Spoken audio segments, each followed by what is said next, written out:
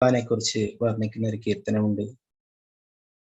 ശ്രീ വിഭാവരി ശേഷ എന്ന് തുടങ്ങുന്നത് നമ്മുടെ വൃന്ദാവനത്തിലുള്ള ആ കൃഷ്ണ ബൽറാം ടെമ്പിളിലെ മംഗളാരതിക്ക് ചൊല്ലുന്നതാണ് ഭഗവാനെ വർണ്ണിക്കുന്ന കീർത്തനം.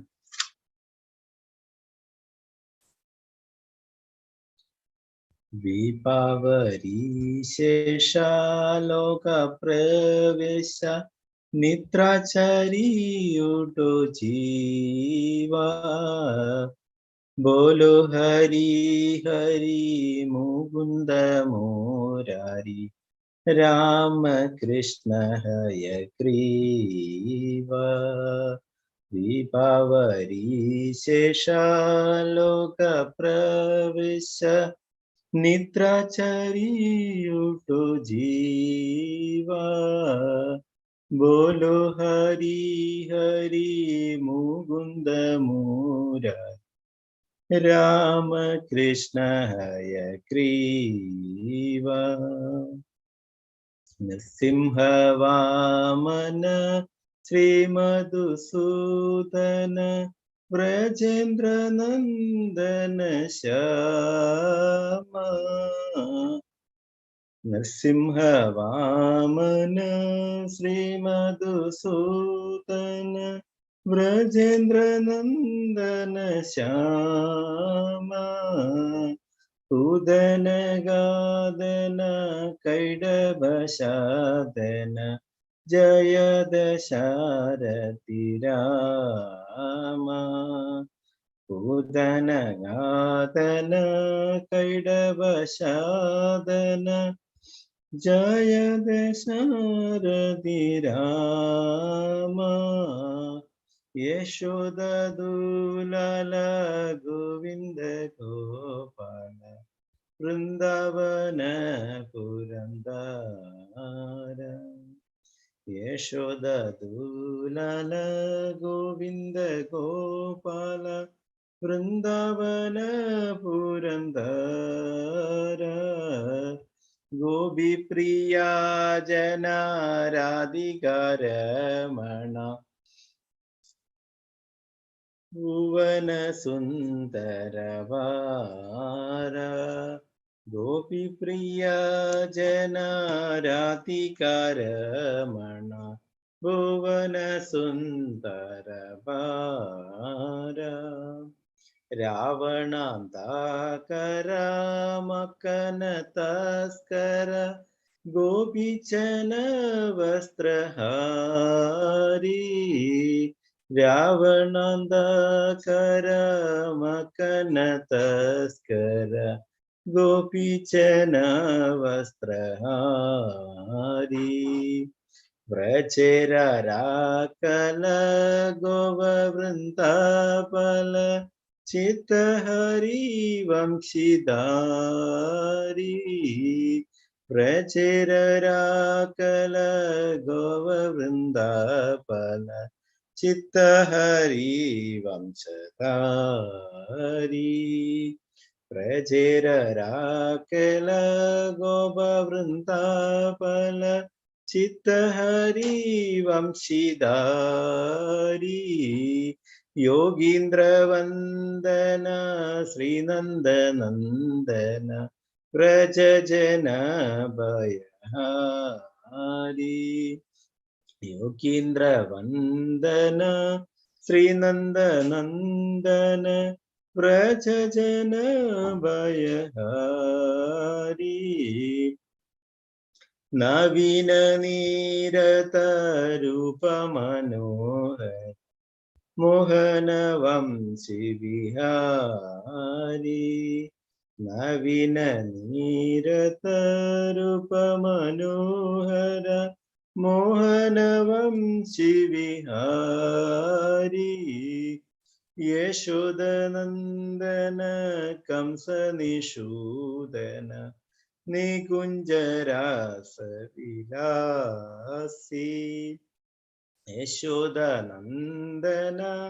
कंस निषूदन निकुंजरास विलासी कादंब कानन रस परायण വൃന്ദാവിപീന നിവാസി കദംബ കാനന രസപരായണ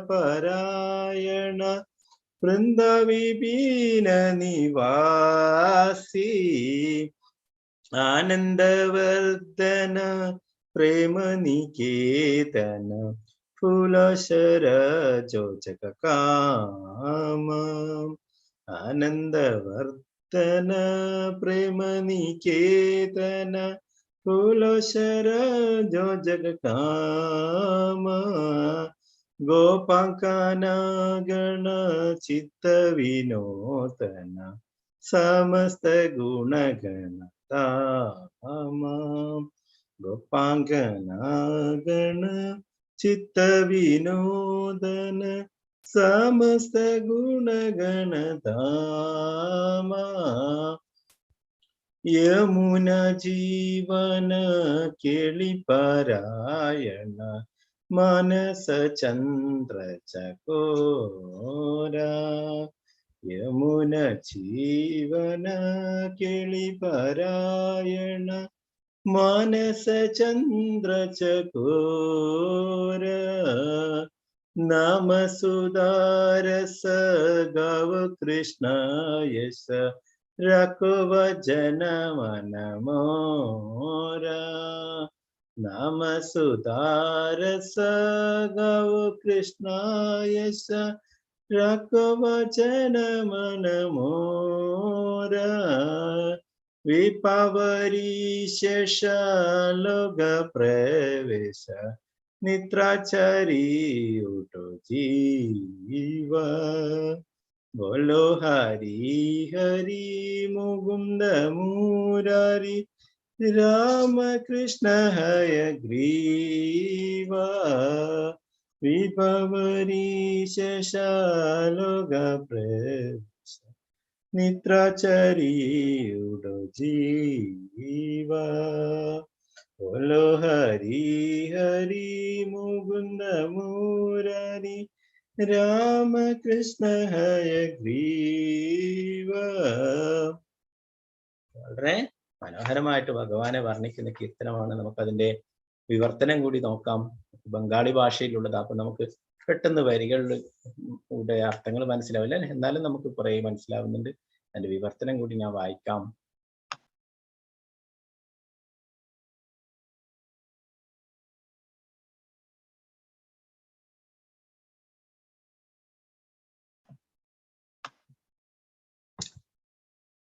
രാത്രി അവസാനിച്ച് പ്രഭാതം വിടർന്നു.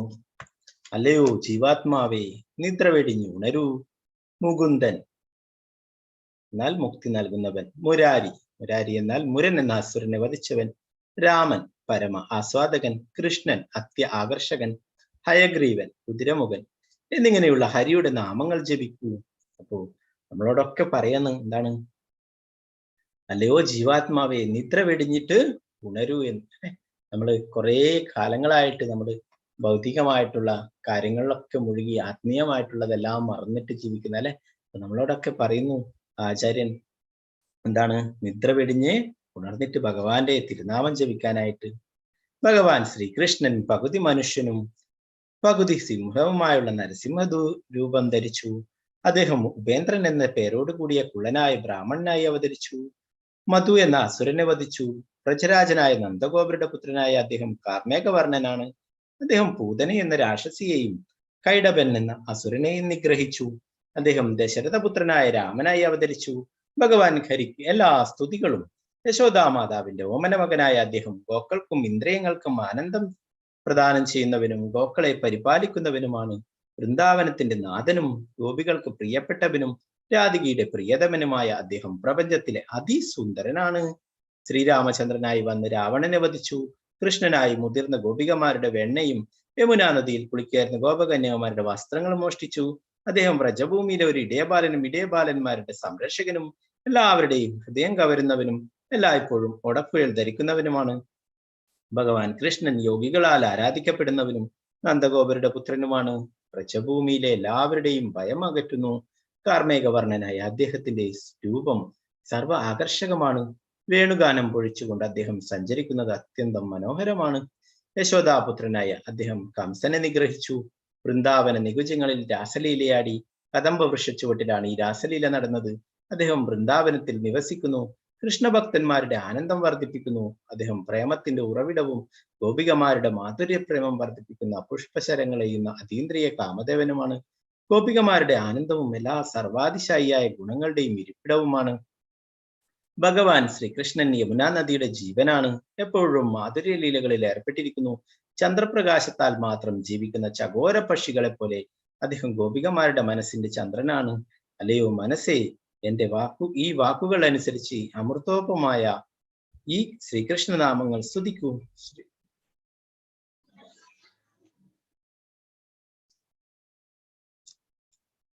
ശ്രീകൃഷ്ണനും ബലരാമനും എല്ലാ സ്തുതികളും അപ്പോ എന്താണ് ആ വൃന്ദാവനത്തിലുള്ള കൃഷ്ണ ബലറാം മന്ദിരിലെ ചൊല്ലുന്ന കീർത്തനമാണ് ഭഗവാനെ കുറിച്ചിട്ട് വർണ്ണിക്കുന്നത്. ഇതിൽ പറയുന്നല്ലേ എല്ലാ അവതാരങ്ങളെയും കുറിച്ചും പറയുന്നു. എന്താണ് ശ്രീരാമചന്ദ്ര ഭഗവാനായി വന്നതും ശ്രീ നരസിംഹ ഭഗവാനായിട്ട് വന്നിട്ടുള്ളതും ഒക്കെ ആ ശ്രീകൃഷ്ണ ഭഗവാൻ തന്നെയാണ്. ഹരേ കൃഷ്ണ. നമുക്ക് ഇന്നത്തെ ക്ലാസ്സിലേക്ക് കിടക്കാം. അധ്യായം 12 ഭക്തിയോഗം.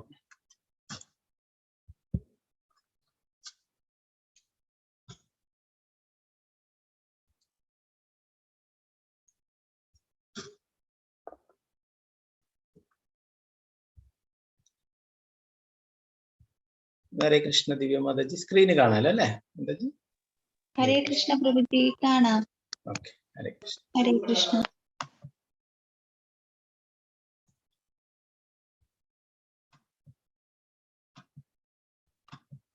അധ്യായം 12 ഭക്തിയോഗം നമ്മൾ പഠിച്ചു. മധ്യത്തിലുള്ള 6 അധ്യായങ്ങളിലാണ് ഭഗവാൻ ഭക്തിയെ കുറിച്ച് പറയുന്നത് അല്ലെ. 7 മുതൽ 12 വരെയുള്ളത്. നമ്മൾ 7, 8, 9, 10, 11 അല്ലെ. ഇന്നലെ എന്താണ് ഭഗവാന്റെ ആ വിശ്വരൂപത്തെ കുറിച്ചൊക്കെ നമ്മൾ പഠിക്കുകയുണ്ടായി.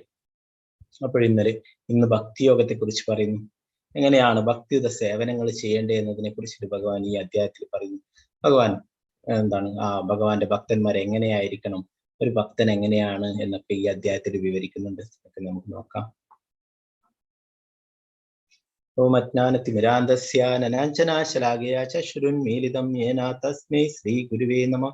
ശ്രീ ചൈതന്യ മനോഭീഷ്ടം സ്ഥാപിതം യേന ഭൂതലേ സ്വയം രൂപകഥാ മഹ്യം ദദാതി സ്വപദാന്തി. വന്ദേഹം ശ്രീഗുരു ശ്രീയുതാപദകമലം ശ്രീഗുരു വൈഷ്ണവാംശ ശ്രീരൂപം സാഗ്രജാതം സഗണരഘുനാഥാന്വിതം തം സജീവം സാദ്വൈതം സാവധൂതം പരിജനസഹിതം കൃഷ്ണ ചൈതന്യദേവം ശ്രീരാധാകൃഷ്ണ പാദാം സഗണലളിതാം ശ്രീവിശാഖാന്വിതാംശ. ഹേ കൃഷ്ണ കരുണാ സിന്ധു ദീനബന്ധു ജഗത്പദേ ഗോപേശ ഗോപികാ കാന്ത രാധാകാന്ത നമസ്തുതേ. തപ്തകാഞ്ചന ഗൗരാംഗീ രാധേ വൃന്ദാവനേശ്വരി ഋഷഭാനുസുതേ ദേവി പ്രണമാമി ഹരിപ്രിയ. വാഞ്ചകൽപതരുഭ്യശ്ച കൃപാ സിന്ധുഭ്യേവ ച പതിതാനാം പാവനേഭ്യോ വൈഷ്ണവേഭ്യോ നമഃ. പഞ്ചതത്വാത്മകം കൃഷ്ണം ഭക്തരൂപാസ്വരൂപകം ഭക്താവതാരം ഭക്താഖ്യം നമാമി ഭക്തശക്തി. നിത്യാനന്ദം മഹന്നൗമി സർവാനന്ദകരം പരം ഹരിനാമ ദേവം അവധൂത ശിരോമണി.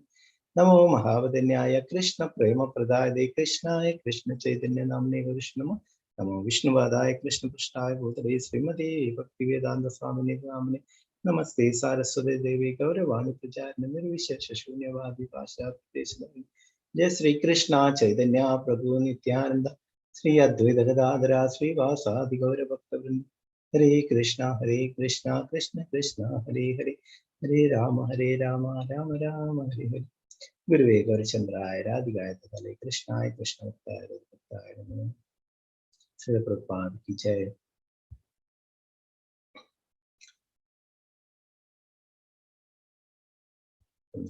ഒന്നാമത്തെ ശ്ലോകം. अर्जुन उवाच एवं सदतयुक्ताये भक्तास्तं पर्युपासते ये चाप्यक्षरमव्यक्तं तेषां योगवित्तमः. അർജുനൻ ചോദിച്ചു, എല്ലാ സമയവും അങ്ങയുടെ ഭക്തി സേവനത്തിൽ തന്നെ ഉചിതമായി ഏർപ്പെട്ടു പോരുന്നവരോ അതോ പ്രത്യക്ഷമല്ലാത്ത അവ്യക്ത ബ്രഹ്മത്തെ ഉപാസിക്കുന്നവരോ ആരാണ് കൂടുതൽ പരിപൂർണതയുള്ളവർ? ഭഗവാനോട് ചോദിക്കുന്നു. ഇതാണ് എല്ലാ സമയവും ഭക്തിയുത സേവനത്തിൽ ഏർപ്പെട്ടിരിക്കുന്നവരാണോ അതോ അവ്യക്ത ബ്രഹ്മത്തെ ഉപാസിക്കുന്നവരോ ആരാണ് കൂടുതൽ പരിപൂർണതയുള്ളവരെന്ന് ഭഗവാനോട് ചോദിക്കുന്നു. അപ്പൊ നമ്മള് പഠിച്ചു അല്ലെ, ഭഗവാന്റെ ആ ശ്യാമസുന്ദര രൂപത്തെയാണ് ഭക്തന്മാർ ആരാധിക്കുന്നത് അല്ലെ. നമ്മൾ ഇന്നലെയും കഴിഞ്ഞ അധ്യായങ്ങളിലൊക്കെ പഠിച്ചു ഭഗവാന്റെ ആ ശ്യാമസുന്ദര രൂപം, 2 കൈകളോട് കൂടിയിട്ടുള്ള രൂപം. ഇന്നലത്തെ അധ്യായത്തിലൊക്കെ പറയുകയുണ്ടായി എന്താണ് ആ മറ്റുള്ള രൂപങ്ങളൊക്കെ പിന്നെയും എല്ലാവർക്കും കാണാൻ സാധിക്കും അല്ലെ. എന്നാൽ ഈ 2 കൈകളോട് കൂടിയുള്ള ശ്യാമസുന്ദര രൂപം അത് എന്താണ് തപശ്ചര്യകൾ കൊണ്ടോ ചെയ്തുകൊണ്ടോ വേദങ്ങൾ പഠിച്ചുകൊണ്ടോ ദാനം നൽകിക്കൊണ്ടൊന്നും കാണാൻ സാധിക്കില്ല എന്ന് പറയുന്നത് അല്ലെ. ഭക്തിയിലൂടെ മാത്രമേ ഭഗവാനെ കുറിച്ച് അറിയാനും ആ ഭഗവാന്റെ രൂപം കാണാനും ഒക്കെ സാധിക്കും എന്ന് ഭഗവാൻ തന്നെ പറഞ്ഞിട്ടുണ്ടായിരുന്നു അല്ലെ. അപ്പോ പിന്നീട് ഇവർ ചോദിക്കുന്നത് അവ്യക്ത ബ്രഹ്മത്തെ അല്ലെ, ബ്രഹ്മജ്യോതിസ്, ഇതിനെ കുറിച്ച് നമ്മൾ പഠിച്ചല്ലേ. അത് ഏതാണ് കൂടുതൽ പരിപൂർണതയുള്ളത് എന്ന് ഭഗവാനോട് ചോദിക്കുന്നു. അപ്പൊ ഇവിടെ ഒരു പിക്ചർ കാണാം. ഇത് ശ്രീ ചൈതന്യ മഹാപ്രഭു, അവിടെ ചൈതന്യ മഹാപ്രഭു സന്യാസം എടുക്കുകയുണ്ടായി. ഈ മായാവാദികളായിട്ട് അന്നത്തെ കാലത്ത് ധാരാളം ആൾക്കാരുണ്ടായിരുന്നു. സമൂഹം മുഴുവനായിട്ടും മായാവാദികളായിരുന്നു. മുഴുവനായിട്ടും അവര് ഭഗവാന് രൂപമില്ല എന്ന് വിശ്വസിക്കുന്നവരായിരുന്നു. അപ്പോ അങ്ങനെയുള്ളവരെയൊക്കെ ഭഗവാന്റെ ആ സേവനത്തിലേക്ക് അല്ലെ, രൂപമില്ലാത്തവർക്ക് എങ്ങനെയാണ് സേവനം ചെയ്യാൻ സാധിക്കുക അല്ലെ.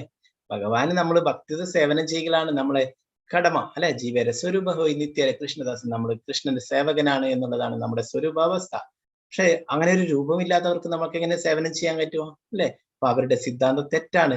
അത് ചൈതന്യ മഹാപ്രഭുവിനെ അവർക്ക് മനസ്സിലാക്കി കൊടുക്കാനായിട്ട് ചൈതന്യ മഹാപ്രഭു അവരിൽ നിന്ന് തന്നെ ആ മായാവാദികളിൽ നിന്ന് സന്യാസം സ്വീകരിച്ച് അവരുടെ ഇടയിൽ അല്ലെ, അല്ലാതെ അവരുടെ ഇടയിൽ ഇടപഴകാൻ കഴിയില്ല. അപ്പോ അവരോട് ഇടപഴകാനായിട്ട് അങ്ങനെ മായാവാദി സന്യാസം എടുത്തിട്ട് അവരുടെ ഇടയിൽ പ്രീച്ച് ചെയ്യുകയുണ്ടായി. ഇവിടെ നിങ്ങൾക്ക് കാണാം ചൈതന്യ മഹാപ്രഭുവിനെ പ്രകാശാനന്ദ സരസ്വതി എന്ന് പറഞ്ഞിട്ട് മായാവാദി സന്യാസി, അദ്ദേഹം ചൈതന്യ മഹാപ്രഭുവിനെ അവരുടെ കൂട്ടത്തിലേക്ക് വിളിക്കുന്നു. ചൈതന്യ മഹാപ്രഭു സന്യാസം എടുത്തിട്ടും എപ്പോഴും ഭഗവാന്റെ തിരുനാമം ജപിക്കുകയുണ്ടായത്. അതുവരെ 24 വർഷം എല്ലാ ശാസ്ത്രങ്ങളും പഠിക്കുകയും പ്രചരിപ്പിക്കുകയും ഒക്കെ ചെയ്തു.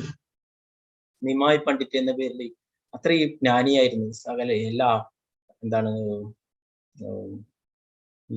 രാജ്യം മുഴുവൻ സഞ്ചരിച്ചിട്ട് അത്രയും പ്രശസ്തരായിരുന്ന പണ്ഡിതന്മാരൊക്കെ ഓരോരോ ആൾക്കാരുടെ അടുത്ത് വന്നിട്ട് അന്ന് വാഗ്വാദങ്ങൾ നടത്തി അതിൽ വിജയിക്കുന്ന അങ്ങനെയുള്ള പണ്ഡിതന്മാർ കുറെ ഉണ്ടായിരുന്നു. പണ്ഡിതന്മാർ അവരൊക്കെ ചൈതന്യ മഹാപ്രഭുവിന്റെ അടുക്ക വന്നിട്ട് അവരൊക്കെ പരാജയപ്പെട്ടു പോയിട്ടുണ്ടായിരുന്നു. അപ്പൊ അത്രയും പണ്ഡിതനായിരുന്നു ചൈതന്യ മഹാപ്രഭു. എന്നാൽ ഈ 24 വയസ്സിൽ സന്യാസം എടുത്തതിന് ശേഷം പിന്നീട് അങ്ങനെയുള്ള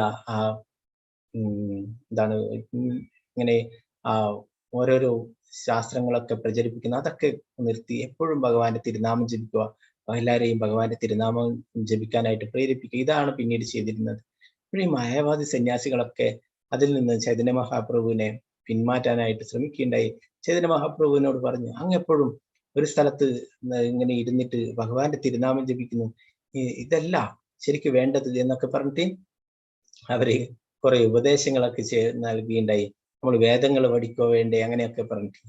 അപ്പൊ ചൈതന്യ മഹാപ്രഭു പറഞ്ഞു, എന്റെ ഗുരു പറഞ്ഞു, നിനക്ക് ഇത്രയേ ബുദ്ധിയുള്ളൂ, അതുകൊണ്ട് നീ ഭഗവാന്റെ തിരുനാമം ജപിച്ചാൽ മതി എന്ന് പറഞ്ഞു. അപ്പൊ ആരാ പറയുന്നത്?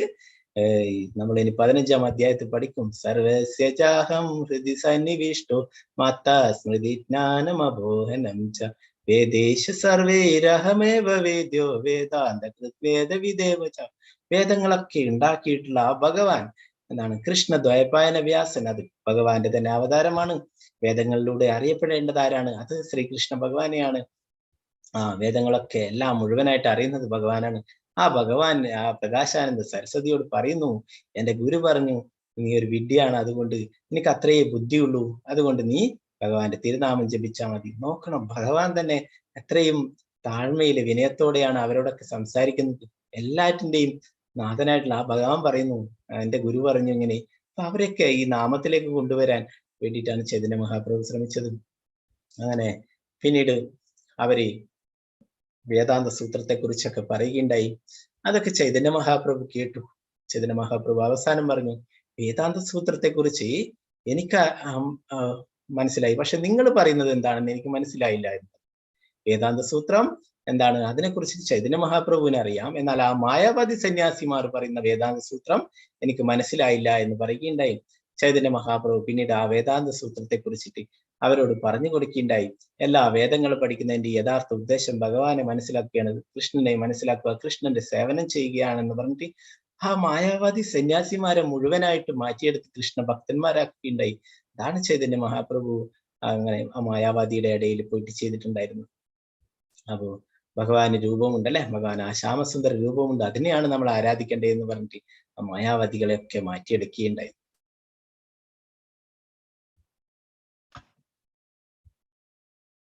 ശ്രീ ഭഗവാനുവാച മയ്യാവേശ്യ മനോയമാം നിത്യയുക്ത ഉപാസതേ ശ്രദ്ധയാ പരയോപേത സ്തേമേ യുക്ത തമാമദഃ.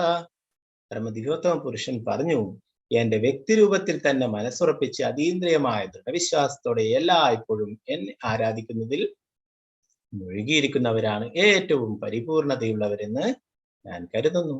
അർജുനന്റെ ആ സംശയത്തിനുള്ള മറുപടി ഭഗവാൻ കൊടുക്കുന്നു.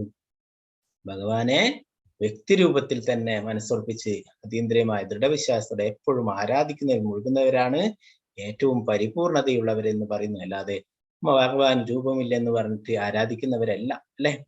ഇതാണ് യഥാർത്ഥമായിട്ടുള്ളത്. നമുക്ക് ഭഗവാൻ എന്തെങ്കിലും സേവനങ്ങൾ ചെയ്യാണ്ടെങ്കിൽ ഭഗവാന് രൂപം ഉണ്ടായിരിക്കണം അല്ലെ. നമ്മൾ ഇന്നലെ പഠിച്ചു ഉടുപ്പി ശ്രീകൃഷ്ണ ഭഗവാനെ കുറിച്ചിട്ടല്ലേ. പ്രതിമ നഹീതു സാക്ഷാൽ വ്രജേന്ദ്രനന്ദൻ, അതൊരു പ്രതിമയല്ല അല്ലെ, സാക്ഷാൽ ഭഗവാൻ തന്നെയാണ് നമ്മുടെ മുന്നിൽ നമുക്ക് സേവനങ്ങൾ ചെയ്യാനായിട്ട് അവസരം തരാനായിട്ട് ഭഗവാൻ അർച്ചാമൂർത്തിയായിട്ട് അവതരിച്ചിട്ടുള്ളതാണ്. അപ്പൊ ആ ഭഗവാന് അത്രയും മനോഹരമായിട്ടുള്ള ആ രൂപമുണ്ട്, ശ്യാമസുന്ദര രൂപം. നിങ്ങൾക്ക് ഇവിടെ കാണാം പിക്ചറിൽ ആ വൃന്ദാവനത്തിലുള്ള കൃഷ്ണ ബലറാം മന്ദിറിലുള്ള ആ ശ്രീകൃഷ്ണ ഭഗവാനെ അവരെ ആ ശ്യാമസുന്ദരനെ പൂജാരിമാർ അണിയിച്ചൊരുക്കുന്നു. അപ്പോ അവിടെ പോയാൽ കാണാൻ സാധിക്കും വൃന്ദാവനത്തിലാണ് ഏറ്റവും കൃഷ്ണ ബലറാം മന്ദിർ രാധാ ശ്യാമസുന്ദരി, അതാണ് ഏറ്റവും മനോഹരമായിട്ടുള്ള ആ രാധാകൃഷ്ണ വിഗ്രഹം. നിങ്ങൾക്ക് നോക്കാം, നെറ്റിലൊക്കെ നിങ്ങൾ അടിച്ചു നോക്കിക്കഴിഞ്ഞാൽ ധാരാളം ഇസ്കോൺ ക്ഷേത്രങ്ങളുണ്ട്, അവിടെയൊക്കെ കാണാം. എന്നാൽ ഏറ്റവും മനോഹരമായിട്ടുള്ളത് ഈ രാധാശ്യാം സുന്ദരി, പിന്നെ അതുപോലെ തന്നെ മായാപൂരിലുള്ള രാധാമാധവ്, ഇവരൊക്കെയാണ് ഏറ്റവും മനോഹരമായിട്ടുള്ള ഭഗവാന്റെ അത്രയും മനോഹരമായിട്ട് അവരെ അലങ്കരിക്കും. ഇവിടെ കാണാം പുലർച്ചെ മംഗളാരതി 4:30 മംഗളാരതി ഉണ്ടാവും പൂജ. അപ്പൊ അതിന്റെ മുന്നേ ആയിട്ട് ഭഗവാനെ അണിയിച്ചൊരുക്കും. പിന്നെ അതൊക്കെ മംഗളാരതിയൊക്കെ കഴിഞ്ഞിട്ട് പിന്നീട് 7 മണിയൊക്കെ ആവും വീണ്ടും ദർശനാരതി. ഭഗവാനെ വീണ്ടും കുറെ ആഭരണങ്ങളൊക്കെ അണിച്ച് വസ്ത്രങ്ങളൊക്കെ അണിയിച്ച് മനോഹരമാക്കിയിട്ട് വീണ്ടും പൂജയൊക്കെ ഉണ്ട്. അപ്പൊ അങ്ങനെ ഭഗവാനെ അനേകം തവണ വസ്ത്രങ്ങളൊക്കെ മാറ്റിക്കൊടുക്കും, ഇങ്ങനെ കിരീടവും ആഭരണങ്ങളും ഒക്കെ മാറ്റിക്കൊടുക്കും. അങ്ങനെ എപ്പോഴും ഭഗവാന്റെ സേവനങ്ങൾ ചെയ്യും. ഇതിനായിട്ട് തന്നെ അനേകം പൂജാരിമാരുണ്ട്. അപ്പോ അങ്ങനെ നമുക്ക് ഭഗവാന്റെ വ്യക്തിരൂപത്തിൽ ആരാധിക്കണം അല്ലെ. ഭഗവാൻ തന്നെ നേരത്തെ പറഞ്ഞിട്ടുണ്ട് ഈ അർജുനനോട് അല്ലെ, എന്നെ ശ്രീകൃഷ്ണ രൂപത്തിൽ നീ ധ്യാനിക്കാനായിട്ട് പറഞ്ഞിട്ടുണ്ടായിരുന്നു അല്ലെ, ഓർത്തുകൊണ്ട് നിന്റെ ഡ്യൂട്ടി ചെയ്യാൻ പറഞ്ഞിട്ടുണ്ടായിരുന്നു.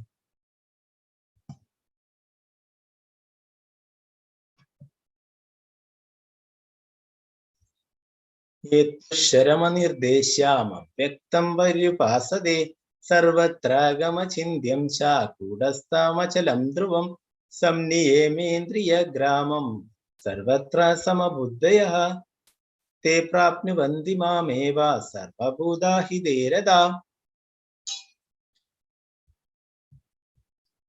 എന്നാൽ ഇന്ദ്രിയങ്ങളെല്ലാം നിയന്ത്രിച്ച് എല്ലാവരിലും സമഭാവനയോടെ സർവജീവികളുടെയും നന്മയിൽ തൽപരരായിക്കൊണ്ട് ഇന്ദ്രിയങ്ങൾക്ക് ഗോചരമല്ലാത്തതും അവ്യക്തവും സർവവ്യാപ്തവും അചിന്യവും സ്ഥിരവും മാറ്റമില്ലാത്തതും ഉറച്ചതും ആയതിനെ നിരപേക്ഷ തത്വത്തിന്റെ വ്യക്തിശൂന്യ സങ്കല്പത്തെ പൂർണ്ണമായി ഉപാസിക്കുന്നവരും ഒടുവിൽ എന്നെ തന്നെ പ്രാപിക്കും.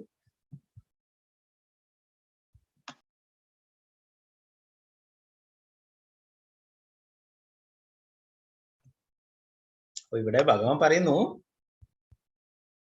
ആ വ്യക്തിശൂന്യ സങ്കല്പത്തെ ഉപാസിക്കുന്നവര്, ആ ബ്രഹ്മത്തെ ഉപാസിക്കുന്നവരും ഒടുവിലെത്തും. എന്നാൽ അത് വളരെ പ്രയാസം പേടിച്ച വഴിയാണ്. അത് ഭഗവാൻ ഇനി അടുത്ത് വരുന്ന ശ്ലോകങ്ങളിൽ പറയുന്നുണ്ട്. ഇതിനായിട്ട് അല്ലെ നമ്മൾ ധ്യാനയോഗമൊക്കെ പഠിച്ചു 6ാമത്തെ അധ്യായത്തിലൊക്കെ അല്ലെ. അതൊക്കെ എന്താണ്? ആ കുറെ സ്റ്റെപ്പ് ഉണ്ടല്ലേ, അഷ്ടാംഗ യോഗക്കൊക്കെ 8 സ്റ്റേജ് ഉണ്ടല്ലേ. അപ്പൊ അതൊക്കെ എന്താണ്, കുറെ ഇന്ദ്രിയങ്ങളെയൊക്കെ നിയന്ത്രിച്ച് അല്ലെ, നമ്മുടെ ഭക്ഷണത്തെയൊക്കെ നിയന്ത്രിച്ച്, ഉറക്കത്തെ നിയന്ത്രിച്ച് അങ്ങനെയൊക്കെയാണ് ചെയ്യണം അല്ലെ. അതൊക്കെ അർജുനൻ തന്നെ നേരത്തെ പറഞ്ഞിട്ടുണ്ടായിരുന്നു അല്ലെ. എനിക്ക് ഇതൊക്കെ മനസ്സിനെയൊക്കെ നിയന്ത്രിക്കുക എന്ന് പറയുന്നത് വളരെ പ്രയാസമാണ്, കാറ്റിനെ വേണമെങ്കിൽ എനിക്ക് നിയന്ത്രിക്കാൻ പറ്റും എന്നൊക്കെ അതിനോട് പറഞ്ഞിട്ടുണ്ടായിരുന്നു അല്ലെ. അപ്പൊ അതൊക്കെ കുറെ വിഷമം പിടിച്ച വഴിയാണ് അല്ലെ. അങ്ങനെ ഒടുവിലും അവരും എത്തും. എന്നാലേ ഇത് കുറച്ച് പ്രയാസം പിടിച്ച വഴിയാണ്. ക്ലേശോ അധികതരസ്തേഷാം അവ്യക്താസക്ത ചേതസാം അവ്യക്താഹീഗതിർദുഃഖം ദേഹവദ്ഭിരവ്യാപ്യതേ. പരമപുരുഷന്റെ അവ്യക്തവും വ്യക്തിശൂന്യവുമായ ഭാവത്തിൽ ആസക്ത ചിത്തരായവർക്ക് പുരോഗമനത്തിന് പ്രയാസമേറും. ശരീരികൾക്ക് ഈ വഴിക്കുള്ള മുന്നേറ്റം സദാ ദുഷ്കരമാണ്. അപ്പോ ഭഗവാന്റെ അവ്യക്ത രൂപത്തില് അങ്ങനെയുള്ളവർക്ക്, ആ ബ്രഹ്മത്തിനൊക്കെ ആരാധിക്കുന്നവരല്ലേ, അവർക്ക് എന്താണ്, പുരോഗമനത്തിന് പ്രയാസമേറും എന്ന് ഭഗവാൻ പറയുന്നു. ശരീരികൾക്ക്, നമ്മളൊക്കെ ശരീരം സ്വീകരിച്ചിരിക്കുന്നവരല്ലേ, ഇന്ദ്രിയങ്ങളുള്ളവരാണ്. അപ്പൊ നമുക്ക് എന്താണ്, ഈ വഴിക്കുള്ള മുന്നേറ്റം സദാ ദുഷ്കരമാണ് എന്ന് പറഞ്ഞല്ലേ. നമ്മുടെ ഇന്ദ്രിയങ്ങളൊക്കെ നിയന്ത്രിക്കുക എന്ന് പറയുന്നത് വളരെ പ്രയാസം പിടിച്ചതാണ് അല്ലെ. എങ്ങനെയാണ് നമ്മുടെ ഇന്ദ്രിയങ്ങളെ നിയന്ത്രിക്കണമെന്ന് നമ്മൾ പഠിച്ചിട്ടുള്ളത്? ഭഗവാന്റെ സേവനങ്ങൾ ചെയ്തിട്ടല്ലേ, ഭക്തി സേവനത്തിൽ നമ്മുടെ ഇന്ദ്രിയങ്ങളെ ഉൾപ്പെടുത്തിയിട്ടല്ലേ നമ്മൾ പഠിച്ചു. അതിൻ്റെ അത് ശ്രീമദ് ഭാഗവതത്തിൽ അംബരീഷ് മഹാരാജാവിനെ കുറിച്ച് പറയുന്നു. അംബരീഷ് മഹാരാജാവ് തന്റെ ഇന്ദ്രിയങ്ങളൊക്കെ ഭഗവാന്റെ സേവനത്തിൽ ഉൾപ്പെടുത്തിയിട്ടാണ് എന്താണ് സേവനങ്ങൾ ചെയ്തിരുന്നത്. അപ്പൊ നമ്മുടെ ഇന്ദ്രിയങ്ങളൊക്കെ നിയന്ത്രിക്കണമെങ്കിൽ നമ്മൾ എന്താ വേണ്ടേ, ആ ഇന്ദ്രിയങ്ങളൊക്കെ ഭഗവാന്റെ സേവനത്തിൽ ഉൾപ്പെടുത്തണം അല്ലെ. ഇപ്പൊ ഭഗവാന് രൂപമില്ലെങ്കിൽ പിന്നെ എങ്ങനെ നമ്മുടെ ഇന്ദ്രിയങ്ങളെ ഭഗവാന്റെ സേവനത്തിൽ ഉൾപ്പെടുത്തുക അല്ലെ. നമ്മൾ അംബരീഷ് മഹാരാജാവ് പറയുന്നു, സവൈ മനകൃഷ്ണ പദാരവിന്ദേ ഉർവാചാംസി വൈകുണ്ഠ ഗുണാനുവർണ്ണനോ കരോ ഹരേർ മന്ദിരമാർജനാദിഷു ശ്രുതിം ചകാരാച്യുത സത്കഥോദയ മുകുന്ദ ലിംഗാലയ ദർശനോ ദൃശു തത്കൃത്യ ഗാത്ര സ്പർശേംഗ സംഘം ഗ്രാണം ച തത്പാദ സരോജ സൗരഭം ശ്രീമത് തുളസ്യ രസനന്തദർപ്പിത പാദോ ഹരേ ക്ഷേത്ര പദാനുസർപ്പണേ ശിരോ ഋഷികേശ പദാഭിവന്ദൻ കാമം ച ദാസ്യേന അത് കാമകാമി യഥോത്തമ ശ്ലോക ജനേഷു സഖ്യം. ആണ് യഥോത്തമ ശ്ലോക ജനേഷു സഖ്യം. ഓക്കെ. നമ്മുടെ ഇന്ദ്രിയങ്ങളൊക്കെ സവൈ മനകൃഷ്ണ പദാരം, നമ്മുടെ മനസ്സെപ്പോഴും ഭഗവാന്റെ കുറിച്ച് ഓർക്കാൻ, ഭഗവാന്റെ പാദപങ്കജങ്ങളെ കുറിച്ച് ഓർക്കാനായിട്ട് ശ്രമിക്കുക. പിന്നെയോ നമ്മുടെ വാക്കുകൾ എപ്പോഴും ഭഗവാനെ കുറിച്ച് വർണ്ണിക്കാനായിട്ട്, ഭഗവാന്റെ തിരുനാമം ജപിക്കാനായിട്ട് ഉപയോഗിക്കുക. നമ്മുടെ ആ നാവ്, വാക്കുകൾ, പിന്നെ നമ്മുടെ കൈകൾ ഭഗവാന്റെ സേവനങ്ങൾ ചെയ്യാൻ വേണ്ടിയിട്ട് അല്ലെ. ഇന്നലെ പറഞ്ഞു ഭഗവത് പ്രസാദമൊക്കെ ഉണ്ടാക്കണം. ഭഗവത് പ്രസാദം ഉണ്ടാക്കാൻ വേണ്ടിയിട്ട്, ഭഗവാന്റെ ക്ഷേത്രങ്ങൾ വൃത്തിയാക്കാനൊക്കെ നമ്മുടെ കൈകൾ ഉപയോഗിക്കുക. കാതുകളും എന്താണ്, ആ ശ്രുതിഞ്ചകാരാച്യുത സത്കഥ, അച്യുതൻ ആ ഭഗവാന്റെ, ശ്രീകൃഷ്ണ ഭഗവാന്റെ സത്കഥകൾ കേൾക്കാൻ വേണ്ടിയിട്ട് അതിനു വേണ്ടിയിട്ട് നമ്മളെ കാതുകളെ ഉപയോഗിക്കുക. മുകുന്ദ ലിംഗാല്, നമ്മുടെ മുഖം, നമ്മുടെ ഭഗവാന്റെ കണ്ണുകൾ, നമ്മുടെ കണ്ണുകൾ ഭഗവാന്റെ വിഗ്രഹം ദർശിക്കുന്നതിന്, ഭഗവാന്റെ ആ പാദപങ്കജങ്ങൾ ദർശിക്കുന്നതിനായിട്ട് നമ്മുടെ കണ്ണുകളെ ഉപയോഗിക്കുക. പിന്നെയോ നമ്മുടെ ശരീരം, ഭക്തന്മാർക്ക് സേവനങ്ങൾ ചെയ്യാൻ വേണ്ടിയിട്ട് ഭക്തന്മാരെ സ്പർശിക്കുന്നതിനായിട്ട് ഉപയോഗിക്കുക. പിന്നെ നമ്മുടെ ഘ്രാണം തത്പാദ സരോജ സ്വരൂപം, നമ്മുടെ മൂക്ക് ഭഗവാന്റെ പാദത്തിൽ അർപ്പിച്ചിട്ടുള്ള താമര പുഷ്പങ്ങൾ വാസനിക്കുന്നതിനായിട്ട് ഉപയോഗിക്കുക. പിന്നെ നമ്മുടെ നാവ് ശ്രീമത് തുളസ്യ രസനന്തദർപ്പ, ഭഗവാന്റെ പാദത്തിൽ അർപ്പിച്ചിട്ടുള്ള ആ തുളസി രുചിക്കുന്നതിന്, ഭഗവത് പ്രസാദം രുചിക്കുന്നതിന് നമ്മൾ നാവ് ഉപയോഗിക്കുക. പിന്നെ പറയുന്നത് നമ്മുടെ കാലുകൾ ഭഗവാന്റെ ക്ഷേത്രങ്ങൾ പ്രദക്ഷിണം ചെയ്യാൻ ഉപയോഗിക്കുക. നമ്മുടെ ശിരസ് എപ്പോഴും ഭഗവാന്റെ മുന്നിൽ നമസ്കരിക്കുന്നതിനായിട്ട് ഉപയോഗിക്കുക. അങ്ങനെ അംബരീഷ് മഹാരാജാവ് എല്ലാ ഇന്ദ്രിയങ്ങളും ഭഗവാന്റെ സേവനത്തിൽ ഉൾപ്പെടുത്തിയിരുന്നു. തന്റെ ആഗ്രഹങ്ങളൊക്കെ ഭഗവാന്റെ ഭക്തിത സേവനങ്ങൾ ചെയ്യാനായിട്ടുള്ള ആഗ്രഹങ്ങളാക്കി മാറ്റി. ഭഗവാന്റെ ഉത്തമ ശ്ലോകരായിട്ടുള്ള ആ മഹാജനങ്ങളുടെ ഭക്തപ്രഹ്ലാദനെ പോലുള്ള ആ മഹാത്മാക്കളുടെ പാതകൾ പിന്തുടരുകയുണ്ടായി അംബരീഷ് മഹാരാജാവ്. അപ്പൊ നമ്മുടെ ഇന്ദ്രിയങ്ങളൊക്കെ നമുക്ക് നിയന്ത്രിക്കണ്ടെങ്കിൽ എന്താണ്, ഭഗവാന്റെ സേവനത്തിൽ ഉൾപ്പെടുത്തണം അല്ലെ. നമുക്ക് ഭഗവാന്റെ സേവനത്തിൽ ഉൾപ്പെടുത്തിയാൽ മാത്രമേ നമ്മുടെ ഇന്ദ്രിയങ്ങൾ കൊണ്ട് ഈ സേവകളൊക്കെ ചെയ്യാൻ സാധിക്കുള്ളൂ അല്ലെ. അപ്പൊ ഭഗവാന്റെ രൂപം അല്ലെ, രൂപമുണ്ട്, അതിനെയാണ് ഭക്തന്മാർ ആരാധിക്കുന്നത്, ശ്യാമസുന്ദര രൂപത്തിൽ.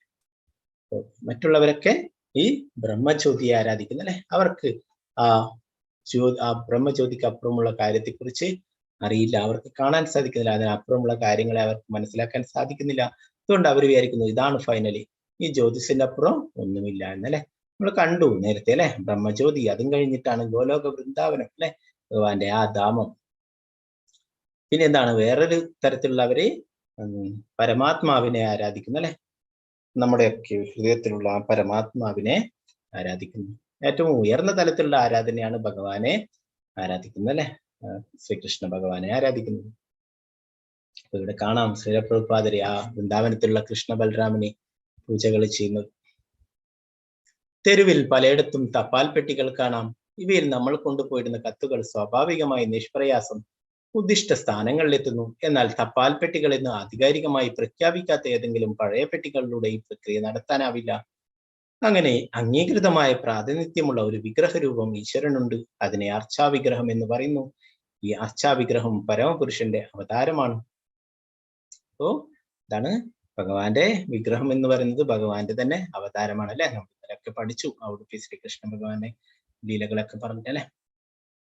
ഇവിടെ ഒരു ഉദാഹരണം പറയുന്നത് തപാൽ പെട്ടിയാണ്. തപാൽ പെട്ടി നമുക്ക് കാണാം, ചെറിയ ചെറിയ ഗ്രാമങ്ങളിലൊന്നും തപാൽ ഓഫീസ് ഉണ്ടാവില്ല അല്ലെ.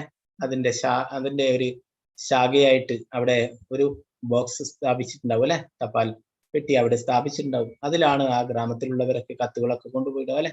ടൗണിൽ ആയിരിക്കും ആ തപാൽ ഓഫീസ് ഉണ്ടാവും, മെയിൻ തപാൽ ഓഫീസ് അല്ലെ. അപ്പൊ അവിടുന്ന് ആള് വന്നിട്ട് ആ പോസ്റ്റ്മാൻ വന്നിട്ട് അതൊക്കെ ശേഖരിച്ചിട്ട് കൊണ്ടുപോകും, ഓഫീസിൽ കൊണ്ടുപോകും അല്ലെ, മെയിൻ ഓഫീസിൽ കൊണ്ടുപോയിട്ട് അത് പിന്നീട് ഓരോരോ എന്താണ് ആ അഡ്രസ്സിലുള്ളവരുടെ കയ്യിൽ എത്തിച്ചേരും അല്ലെ. നമുക്ക് അതിൽ ഇടുമ്പോഴും നമുക്ക് വിശ്വാസമുണ്ട് അല്ലെ, ആ തപാൽ പെട്ടികളിൽ ഇട്ട് കഴിഞ്ഞാൽ തീർച്ചയായിട്ടും അത് മേൽവിലാസക്കാരന്റെ കയ്യിലെത്തും എന്നുള്ളത് അല്ലെ. എന്നാൽ ഇതൊന്നും നമ്മൾ ഈ അംഗീകരിക്കാത്ത, അവര് വെക്കാത്ത വേറെ ഏതെങ്കിലും ഒരു പഴയ പെട്ടിയിൽ കൊണ്ടിട്ട് കഴിഞ്ഞാലോ അവിടെ തന്നെ കിടക്കും, എവിടെയും പോവില്ല അല്ലെ. അപ്പൊ അതുപോലെ തന്നെ എന്താണ് ഭഗവാനെ അംഗീകൃതമായ പ്രാതിനിധ്യമുള്ള ഒരു വിഗ്രഹരൂപം ഭഗവാനുണ്ട് പറയുന്നു. അതിനെയാണ് അർച്ചാവിഗ്രഹം എന്ന് പറയുന്നത്. നമ്മുടെ ക്ഷേത്രങ്ങളിലായാലും നമ്മുടെ വീടുകളിലൊക്കെ ഉള്ളത് ആ ഭഗവാന്റെ പരമപുരുഷന്റെ അവതാരമാണ്. ഭഗവാൻ നമുക്ക് സേവനങ്ങൾ ചെയ്യാൻ വേണ്ടിയിട്ട് അവസരം തരാനായിട്ട് അർച്ചാവിഗ്രഹമായിട്ട് അവതരിച്ചിരിക്കുന്നതാണ്. ഏതു സർവാണി കർമാണി മയി സന്യസ്യ മത്പര അനന്യേനൈവ യോഗേന മാം ധ്യായന്ത ഉപാസതേ തേഷാമഹം സമുദ്ധർത്ത ഭക്തി സംസാര സാഗരാത് ഭവാമീനാചിരാത് വാർത്ത മയ്യാവേശിത ചേതസാം. പാർത്ത, എന്നാൽ എന്നെ എല്ലായ്പ്പോഴും ധ്യാനിച്ചുകൊണ്ട് സർവകർമ്മങ്ങളെയും എനിക്കായി അർപ്പിച്ച് എന്നിൽ മനസ്സ് അചഞ്ചലമായി ഒന്നിക്കൊണ്ട് ഭക്തിയുത സേവനത്തിൽ ഏർപ്പെട്ടു പോരുന്നവരെ ഞാൻ വേഗത്തിൽ ജന്മമരണങ്ങളുടെ ഈ സമുദ്രത്തിൽ നിന്നും കരകയറ്റും. അപ്പോ ഭഗവാന്റെ സേവനങ്ങൾ എപ്പോഴും ചെയ്തുകൊണ്ടിരിക്കുന്നവരല്ലേ, അങ്ങനെയുള്ള ഭക്തന്മാർ ഭഗവാന് പ്രിയപ്പെട്ടവരല്ലേ. അവരെ ഈ ഭൗതിക ലോകത്തു നിന്ന് രക്ഷപ്പെടുത്തി ഭഗവാന്റെ ആ ഗോലോക വൃന്ദാവനത്തിൽ ശാശ്വതമായിട്ടുള്ള ലോകം എന്ന് പറയുന്നത് യഥാർത്ഥം ആനന്ദമുള്ളത് ആ ഗോലോക വൃന്ദാവനത്തിലാണ്. നമ്മൾ പഠിച്ചു അല്ലെ, അവിടേക്ക് നമ്മളെ എത്തിക്കുന്നു. അപ്പോ ആ ഭഗവാനിൽ വിശ്വാസം ഇല്ലാത്തവർക്കൊക്കെ എന്താണ് സംഭവിക്കുക? വീണ്ടും വീണ്ടും ഇവിടെ ജനിച്ചും മരിച്ചും കൊണ്ടേയിരിക്കും അല്ലെ. ഈ ഭൗതിക സാഗരത്തിൽ ഇങ്ങനെ എന്താണ് ആ സംസാര ചക്രത്തില് ഇങ്ങനെ കറങ്ങി തിരിച്ചും കൊണ്ടേയിരിക്കും അല്ലെ. അപ്പൊ അതുകൊണ്ടാണ് പറയുന്നത് നമ്മൾ ഭഗവാന്റെ തിരുനാമം ജപിച്ച് ഭക്തിയുത സേവനങ്ങളൊക്കെ ചെയ്തിട്ട് നമ്മൾ തിരിച്ചു പോകാൻ വേണ്ടിയിട്ട്.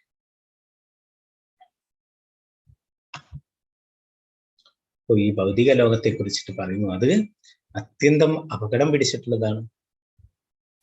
ഇവിടെ കാണാം അതിനെ എന്താണ് പ്രതിപാദിക്കുന്ന ഒരു ചിത്രം. ഈ ഭൗതിക ലോകം എന്ന് പറയുന്നത് ഈ മരമാണ്, ഈ വൃക്ഷം കാണാം ഇവിടെ അല്ലെ. ഇതിനെ ഒരു മതയാന പിടിച്ചിട്ട് എഴുതിടാനായിട്ട് ശ്രമിക്കുന്നു. നമ്മുടെ പൂർവ ജന്മ കർമ്മഫലങ്ങൾ നമ്മുടെ ഒന്നിച്ച് തന്നെ ഉണ്ടല്ലേ, നമ്മളെ പിന്തുടർന്നുകൊണ്ടേയിരിക്കും. അപ്പോ ഈ വൃക്ഷത്തില് ഒരു വ്യക്തി ഇവിടെ തൂങ്ങിക്കിടക്കുന്നത് കാണാം. അദ്ദേഹത്തിന്റെ മുകളിലായിട്ട് ഒരു തേനിന്റെ കൂട് കാണാം അല്ലെ, തേനീച്ചക്കൂട്. അതിൽ നിന്ന് തേന് ചുറ്റു വീഴുന്നുണ്ട്. അദ്ദേഹം എന്താ ചെയ്യുന്നത്? നാവ് നീട്ടിയിട്ട് അത് രുചിച്ചുകൊണ്ടേയിരിക്കുന്നു. അദ്ദേഹത്തിന്റെ ചുറ്റിലും വേറെ ഇങ്ങനെ കറുത്ത കുറെ ജീവികളൊക്കെ ആണ്, അതൊക്കെ തേനീച്ചകളാണ്. തേനീച്ചകൾ അദ്ദേഹത്തെ കുത്തിക്കൊണ്ടേയിരിക്കുന്നു. എന്നാൽ അദ്ദേഹം അതൊന്നും വകവെക്കാതെ ഇവിടെ തേന് കുടിച്ചുകൊണ്ടേയിരിക്കുന്നു. ഇവിടെ കാണാം കറുപ്പും വെളുപ്പുമായിട്ട് രണ്ട് എലികള്. അതാണ് പകലും രാത്രിയും എന്ന് പറയും. അപ്പോ ഇങ്ങനെയുള്ള ഒരു അപകടം പിടിച്ച സ്ഥലത്താണ് നമുക്കുള്ളത്. പിന്നെ താഴെയായിട്ട് കാണാം വിഷസർപ്പങ്ങളെ, അനേകം വിഷപ്പാമ്പുകൾ താഴേക്ക് കാണും. അവിടെ കാത്തിരിപ്പുണ്ട്. ഇദ്ദേഹം കൈവിട്ടിട്ട് താഴേക്ക് വീഴുകയാണെങ്കിൽ ആ വിഷപ്പാമ്പുകളുടെ കടിയേറ്റ് മരിക്കും അല്ലെ. ഇനി ഏത് സമയവും ആ ആന ആ വൃക്ഷത്തെ മറിച്ചിടും അല്ലെ. അങ്ങനെയും അപകടം സംഭവിക്കാം. മുകളിലുള്ള ആ തേനീച്ചകളൊക്കെ ഇളകി വന്നിട്ട് കുത്തിയിട്ടുണ്ടെങ്കിൽ അങ്ങനെയും അപകടത്തിലാണുള്ളത് അല്ലെ. എല്ലാ തരത്തിലും അപകടത്തിലാണുള്ളത്. എന്നിട്ടും അദ്ദേഹം എന്താ ചെയ്യുന്നത്? അവിടെ നിന്നിട്ട് ആ തേന് ആസ്വദിച്ച് കുടിച്ചുകൊണ്ടേയിരിക്കലാണ്. ഇതിന്റെ ഒരു സൈഡിലായിട്ട് നമുക്ക് കാണാം ഇവിടെ ഭഗവാൻ അവിടെ നിന്നിട്ട് കൈ നീട്ടുന്നുണ്ട്. എന്തിനാണ്? ഇദ്ദേഹത്തെ രക്ഷിക്കാനായിട്ട് കൈ നീട്ടുന്നുണ്ട്. എന്നാൽ അദ്ദേഹം ഈ തേന് കുടിക്കുന്നതിന്റെ ഇടയിൽ ആ ഭഗവാനെ കാണുന്നില്ല, അങ്ങോട്ട് ശ്രദ്ധിക്കുന്നില്ല. അപ്പൊ അതുപോലെ തന്നെ നമ്മളും ഈ ഭൗതിക ലോകത്തിൽ ഇങ്ങനെ വിഷമിച്ച് കഴിയുകയാണ് അല്ലെ. ഓരോരോ കാര്യങ്ങള്, വിഷമങ്ങൾ വരുന്നു, പിന്നെ അത് തീരുന്നു, പിന്നെ വീണ്ടും വിഷമങ്ങൾ വരുന്നു അല്ലെ. അങ്ങനെ എപ്പോഴും വിഷമങ്ങൾ വന്നുകൊണ്ടേയിരിക്കുന്നു. അപ്പൊ നമ്മൾ പഠിച്ചു, ഭഗവാൻ തന്നെ പറയുന്നു ഈ ഭൗതിക ലോകത്തിനിട്ടുള്ള പേരെന്താണ്? ആർക്കാണ് അറിയാ? ഭഗവാനെ കഴിഞ്ഞ അധ്യായങ്ങളിലൊക്കെ ഭഗവാൻ ഒരു പേര് പറഞ്ഞിട്ടുണ്ടായിരുന്നു ഈ ഭൗതിക ലോകത്തിന്. ആർക്കറിയാം? കൈ ഉയർത്തിയമായി അറിയുന്നവര്.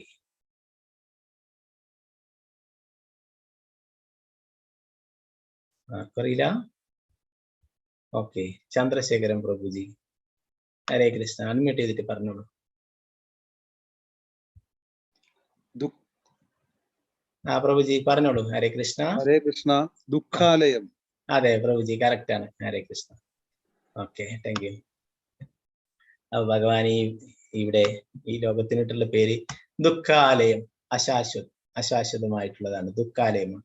അപ്പൊ നമ്മൾ ഇവിടെ എന്തൊക്കെ സൗകര്യങ്ങൾ ഉണ്ടാക്കിയിട്ട് ഇവിടെ സുഖാലയമാക്കാൻ നോക്കിയാലും ഒരിക്കലും സുഖം കിട്ടില്ല. ഇതിന്റെ പേരെന്നെ ദുഃഖാലയം എന്നാലേ.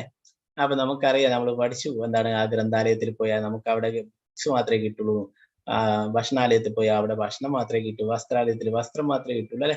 വസ്ത്രാലയത്തിൽ പോയിട്ട് നമുക്ക് ഭക്ഷണം വേണമെന്ന് പറഞ്ഞാൽ കിട്ടുമോ? ഇല്ല അല്ലെ. അതുള്ളിടത്തേക്ക് നമ്മൾ പോകണം അല്ലെ. അപ്പൊ അതേപോലെ ഈ ഭൗതിക ലോകത്തിന് ഭഗവാൻ ഇട്ടുള്ള പേര് ദുഃഖാലയമാണ്. ദുഃഖാലയം, അശാശ്വതം. അപ്പൊ നമ്മൾ എന്ത് തന്നെ പരിശ്രമിച്ചാലും ഇവിടെ സുഖവും സന്തോഷവും ഉണ്ടാക്കാൻ എത്ര തന്നെ ശ്രമിച്ചാലും അത് നമുക്കൊരിക്കലും ലഭിക്കില്ല. തൽക്കാലത്തേക്ക് നമുക്ക് കുറച്ച് ലഭിക്കുമായിരിക്കും, വീണ്ടും നമുക്ക് ദുഃഖങ്ങൾ വരും. ഒരു ദുഃഖങ്ങൾ തീരുമ്പോൾ വേറൊരു ദുഃഖങ്ങൾ വരും. അപ്പൊ അതിങ്ങനെ വന്നുകൊണ്ടേയിരിക്കും. അപ്പോ അതിൽ നിന്ന് നമ്മൾ എന്താ വേണ്ടത്? ദുഃഖം ഇവിടെയാണുള്ളത്. അപ്പോ യഥാർത്ഥ ആനന്ദമുള്ള സ്ഥലം നമ്മൾ പഠിച്ചു. എവിടെയാണ് അത്? ഗോലോക വൃന്ദാവനത്തിൽ അല്ലെ. അവിടെയാണ് യഥാർത്ഥ ആനന്ദമുള്ളത്. ആ ഗോലോക വൃന്ദാവനത്തിന്റെ ഒരു തലതിരിഞ്ഞ പതിപ്പാണ് ഇത്. അത് നമ്മൾ 15-ാം അധ്യായത്തിൽ പഠിക്കും. ഭൗതിക പ്രകൃതി എന്ന് പറയുന്നത് ആധ്യാത്മിക ലോകത്തിന്റെ ഒരു തലതിരിഞ്ഞ പതിപ്പാണ്. അപ്പോ യഥാർത്ഥ ആനന്ദം ഗോലോക വൃന്ദാവനത്തിലാണുള്ളത്. അപ്പൊ ആ ഗോലോക വൃന്ദാവനത്തിലാണ് യഥാർത്ഥ ആനന്ദമുള്ളത്. നമ്മൾ അപ്പോൾ അവിടേക്ക് പോകാൻ ശ്രമിക്കുക വേണ്ട അല്ലെ. ഇവിടെ പല ശാസ്ത്രജ്ഞന്മാരും പണ്ഡിതരും ഒക്കെ ഇവിടെ സുഖാലയമാക്കാൻ വേണ്ടിയിട്ട് പരിശ്രമിച്ചു കൊണ്ടേയിരിക്കുകയാണ്. ഇന്ന സൗകര്യങ്ങളൊക്കെ ഉണ്ടായാലും ഇവിടെ സുഖം ആവും, സ്വർഗം പോലെയാവും എന്നൊക്കെ കരുതുന്നു അല്ലെ. അപ്പോ ഇതൊരിക്കലും സാധ്യമല്ല. ഇവിടെ നമുക്ക് ഒന്നൊന്നായിട്ട് ഒന്ന് കഴിയുമ്പോൾ വേറൊന്ന് വരും അല്ലെ. ഇപ്പൊ ഇവിടെ തന്നെ ഇപ്പോൾ കാണാം രോഗങ്ങളൊക്കെ അല്ലെ. കൊറോണ കുറച്ച് കഴിഞ്ഞ് അപ്പോൾ വേറൊരു പുതിയത് ഇനി വരുന്നുണ്ടെന്ന് പറഞ്ഞു. അപ്പൊ ഇതിങ്ങനെ വന്നും പോയിക്കൊണ്ടേയിരിക്കും അല്ലെ. അപ്പൊ ഇവിടെ ഒരിക്കലും യഥാർത്ഥ സന്തോഷം ലഭിക്കില്ല. അപ്പൊ നമ്മൾ എന്താ വേണ്ടത്? ഈ ദുഃഖാലയത്തിൽ നിന്ന് ഉടനെ വേഗം തന്നെ എവിടെയാണോ ആനന്ദമുള്ള അവിടേക്ക് പോവുക വേണ്ടേ. ഇവിടെ നമ്മൾ പരിശ്രമിച്ചിട്ട് കാര്യമില്ല അല്ലെ. അപ്പൊ അങ്ങനെ അപകടം പിടിച്ചിട്ടുള്ളതാണ്. അപ്പോൾ എപ്പോഴാണ് നമ്മൾ ഭഗവാന്റെ നേരേക്ക് തിരിയുന്നത്, അപ്പോഴും ഭഗവാൻ തീർച്ചയായിട്ടും നമ്മളെ ഇവിടുന്ന് രക്ഷപ്പെടുത്തും അല്ലെ. അപ്പൊ ഈ വ്യക്തി എപ്പോഴാണോ ഭഗവാന്റെ നേരേക്ക് തിരിയുന്നത്, ഭഗവാൻ അവിടെ കൈനീട്ടി കാത്തു നിൽക്കുന്നുണ്ട്. അദ്ദേഹം ഒന്നങ്ങോട്ട് തിരിഞ്ഞിട്ട് ആ കൈ ഒന്ന് ഭഗവാന് കൊടുത്തു കഴിഞ്ഞാൽ തീർച്ചയായിട്ടും ഭഗവാൻ അവിടെ നിന്ന് രക്ഷിക്കും അല്ലെ. അതുപോലെ തന്നെ നമ്മൾ എപ്പോഴാണോ ഭഗവാന്റെ നേരെ തിരിഞ്ഞത്, അപ്പോൾ ഭഗവാൻ നമ്മളെ തീർച്ചയായിട്ടും നമ്മളെ രക്ഷിക്കും അല്ലെ. ഭഗവാൻ പറയുന്നു, യഥാമാം പ്രപദ്യന്തേ താം തഥൈവ നമ്മൾ ഏത് രീതിയിലാണോ ഭഗവാനെ സമീപിക്കുന്നത് അതിന് തക്കതായ പ്രതിഫലം ഭഗവാൻ തരുന്നതാണ്. മയ്യേവ മന ആദൽസ്വ മയി ബുദ്ധിം നിവേശയ നിവശ്യസി മയ്യേവ അത ഊർധ്വം ന സംശയ. പരമദിവ്യോത്തമ പുരുഷനായ എന്നിൽ മനസ്സുറപ്പിച്ച ബുദ്ധിയെ വ്യാപരിപ്പിക്കുക. അപ്രകാരം നീ എല്ലായ്പ്പോഴും എന്നെ തന്നെ വാഴും എന്നിൽ തന്നെ വാഴും, സംശയമില്ല. നമ്മുടെ എപ്പോഴും ഭഗവാനെ കുറിച്ച് തന്നെ ഓർത്തുകൊണ്ടിരിക്കാനാണ് പറയുന്നത് അല്ലെ.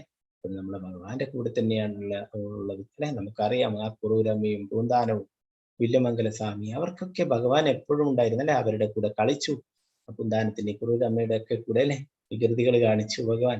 അപ്പൊ അവർക്കൊക്കെ എപ്പോഴും ഭഗവാനുണ്ട്. എന്താണ്, അവരെപ്പോഴും ഭഗവാനെ കുറിച്ച് ഓർത്തുകൊണ്ടാണ് കഴിഞ്ഞിട്ടുള്ളത്. അപ്പൊ അതുപോലെ തന്നെ ഈ വൃന്ദാവനത്തിലുള്ള ഗോപന്മാര് അവരെപ്പോഴും ഭഗവാന്റെ കൂടെ തന്നെയായിരുന്നു. അവര് പ്രസാദങ്ങൾ പങ്കിട്ട് കഴിക്കും അല്ലെ. ഇതൊക്കെ നമ്മൾ കഴിഞ്ഞ ക്ലാസ്സുകളിലൊക്കെ ചർച്ച ചെയ്തിട്ടുണ്ടായിരുന്നു മുന്നേ അല്ലെ. അതൊക്കെ കണ്ടിട്ടാണ് ബ്രഹ്മാവിന് പോലും ആശ്ചര്യം ഉണ്ടായിട്ടുള്ളത്. ഭഗവാന്റെ തിരുനാമത്തിനും ഭഗവാനും തമ്മിൽ യാതൊരു വ്യത്യാസമില്ല. ഭക്തൻ ഹരേ കൃഷ്ണ കൃഷ്ണ കൃഷ്ണ ഹരേ ഹരേ, ഹരേ രാമ രാമ രാമ ഹരേ ഹരേ എന്ന മഹാമന്ത്രം ഉച്ചരിക്കുമ്പോൾ ഭഗവാൻ കൃഷ്ണനും അദ്ദേഹത്തിന്റെ അന്തരംഗ ശക്തിയും ആ നാവിന്മേൽ നൃത്തമാടുകയാണ്. ഭക്തൻ കൃഷ്ണനായി നൈവേദ്യം അർപ്പിക്കുമ്പോൾ ഭഗവാൻ സ്വയം അത് ആസ്വദിക്കുന്നു. അപ്പൊ നമ്മള് ഹരേ കൃഷ്ണ മഹാമന്ത്രം ജപിക്കുന്നു അല്ലെ. അപ്പോ ഹരേ കൃഷ്ണ എന്ന് പറയുമ്പോൾ അതിൽ ഹരേ എന്നുള്ളത് ശ്രീമതി രാധാറാണിയാണ്, ഭഗവാന്റെ അന്തരംഗ ശക്തിയാണ്. അപ്പൊ ഭഗവാൻ കൃഷ്ണന്റെ സേവനങ്ങൾ ആരാണ് ചെയ്യുന്നത്? ശ്രീമതി രാധാറാണി അല്ലെ. അപ്പോ ആ രാധാറാണിയോട് നമ്മൾ അപേക്ഷിക്കുകയാണ്, എന്താണ്, എന്നെയും കൂടി ആ ഭഗവാന്റെ സേവയിൽ ഉൾപ്പെടുത്തണമെന്ന് നമ്മൾ പ്രാർത്ഥിക്കുന്നതാണ് ഈ ഹരേ കൃഷ്ണ മഹാമന്ത്രം ജപിക്കുമ്പോൾ നമ്മൾ ചെയ്യുന്നത്. അപ്പൊ ഹരേ എന്ന് പറയുന്നത് ഭഗവാന്റെ തന്നെ അന്തരംഗ ശക്തിയായിട്ടുള്ള ശ്രീമതി രാധാറാണിയാണ്. കൃഷ്ണ എന്ന് പറഞ്ഞാൽ സർവ ആകർഷകൻ അല്ലെ, എല്ലാവരെയും ആകർഷിക്കുന്നത്. രാമ എന്ന് പറഞ്ഞാൽ എല്ലാവരെയും രമിപ്പിക്കുന്നവൻ. അപ്പോ ആ ഹരേ കൃഷ്ണ മഹാമന്ത്രം ജപിക്കുമ്പോഴെന്താണ്, ഭഗവാനും ഭഗവാന്റെ അന്തരംഗ ശക്തിയായിട്ടുള്ള ആ രാധാറാണിയും നമ്മുടെ നാവിനെ നൃത്തമാടുകയാണെന്ന് പറയുന്നു. പിന്നെ നമ്മൾ ഭഗവാനായിട്ട് നൈവേദ്യം അർപ്പിക്കുമ്പോഴോ അത് ഭഗവാൻ സ്വയം ആസ്വദിക്കുന്നു. ഭഗവാൻ ആ നമ്മൾ കൊടുക്കുന്ന നിവേദ്യങ്ങള് ഭഗവാൻ കഴിക്കും അല്ലെ. നമുക്ക് കാണാൻ സാധിക്കില്ല, നമ്മുടെ ഇന്ദ്രിയങ്ങൾ എന്താണ്, അപൂർണമാണ് അല്ലെ. നമുക്ക് നമ്മൾ ഇന്നലെയൊക്കെ പറഞ്ഞു അല്ലെ, നമ്മുടെ കണ്ണുകള് നമ്മളെ തന്നെ കബളിപ്പിക്കും അല്ലെ. അപ്പൊ അങ്ങനെയുള്ള ഭൗതികമായിട്ടുള്ള കണ്ണുകൾ കൊണ്ട് നമുക്ക് ഭഗവാന്റെ കാണാനോ മനസ്സിലാക്കാനോ സാധിക്കില്ല അല്ലെ. അതിന് ബ്രഹ്മസംഹിതയിൽ ബ്രഹ്മാവ് പറയുന്നു, പ്രേമാഞ്ജനച്ഛുരിത ഭക്തി വിലോചനേന സദൈവ ഹൃദയേഷു വിലോകയന്തിയം ശ്യാമ സുന്ദരം അചിന്യ ഗുണസ്വരൂപ ഗോവിന്ദമാദി പുരുഷൻ തമഹം. പ്രേമത്തിന്റെ അഞ്ജനം എഴുതിയ കണ്ണുകൾക്ക് എപ്പോഴും ദൃശ്യനായിട്ടുള്ള ഭഗവാൻ എന്ന് പറയുന്നു. ആ ഭഗവാനെ ബ്രഹ്മാവ് നമസ്കരിക്കുന്നു. അപ്പൊ നമ്മൾ ഭക്തിയിലൂടെ മാത്രമേ ഭഗവാനെ കാണാൻ മനസ്സിലാക്കാനും അല്ലെ ഭഗവാനെ കുറിച്ച് കൂടുതൽ അറിയാനും ഒക്കെ സാധിക്കുമെന്ന് ഭഗവാൻ തന്നെ പറഞ്ഞു. അപ്പൊ നമ്മൾ ഭഗവാന്റെ തിരുനാമം ജപിക്കുമ്പോൾ ഭഗവാന്റെ സേവനങ്ങൾ ചെയ്യാൻ വേണ്ടിയിട്ട് നമ്മൾ രാധാറാണിയോട് ഞങ്ങളെയും അതിൽ ഉൾപ്പെടുത്താനായിട്ട് പറയുകയാണ്. അപ്പൊ നമ്മൾ പഠിച്ചു ഭക്തി സേവനങ്ങൾ എന്ന് പറയുന്നത് അല്ലെ, ഭഗവാൻ എന്താണ്, ശ്രവണം, കീർത്തനം, സ്മരണം, പാദസേവനം, അർച്ചനം, വന്ദനം, ദാസ്യം, സാഖ്യം, ആത്മനിവേദനം അല്ലെ. നമ്മൾ ഭഗവാന്റെ തിരുനാമം ജപിക്കുന്നത് ഭക്തി സേവനം തന്നെയാണ്. ഭഗവാനെ കുറിച്ച് കേൾക്കുന്നതും ഭക്തി സേവനം തന്നെയാണ് അല്ലെ. അപ്പൊ അങ്ങനെ എല്ലാ തരത്തിലും നമുക്ക് ഭക്തി സേവനങ്ങൾ ചെയ്തിട്ട് തിരിച്ച് ഭഗവാന്റെ അടുത്തേക്ക് തന്നെ പോകാൻ സാധിക്കും അല്ലെ. ഇവിടെ ഈ ഭൗതിക ലോകത്തിലും നമുക്ക് സുഖവും സന്തോഷവും ലഭിക്കും. അവസാനം നമുക്ക് ഭഗവാന്റെ ആധ്യാത്മിക ലോകത്തിലേക്ക് തിരിച്ചു പോകാനും സാധിക്കും. അപ്പൊ നമ്മൾ അർപ്പിക്കുന്ന നൈവേദ്യങ്ങളൊക്കെ ഭഗവാൻ സ്വീകരിക്കും അല്ലെ. ഭഗവാനെ എന്താണ്, അങ്കാനി യസ്യ സകലേന്ദ്രിയ വൃത്തിമന്തി പശ്യന്തി പാന്തി കലയന്തി ചിരഞ്ജഗന്തി എന്ന് ഭഗവാന്റെ ഒരു ഇന്ദ്രിയം കൊണ്ട് തന്നെ എല്ലാ ഇന്ദ്രിയങ്ങളുടെ പ്രവൃത്തിയും ഭഗവാന് ചെയ്യാൻ സാധിക്കും.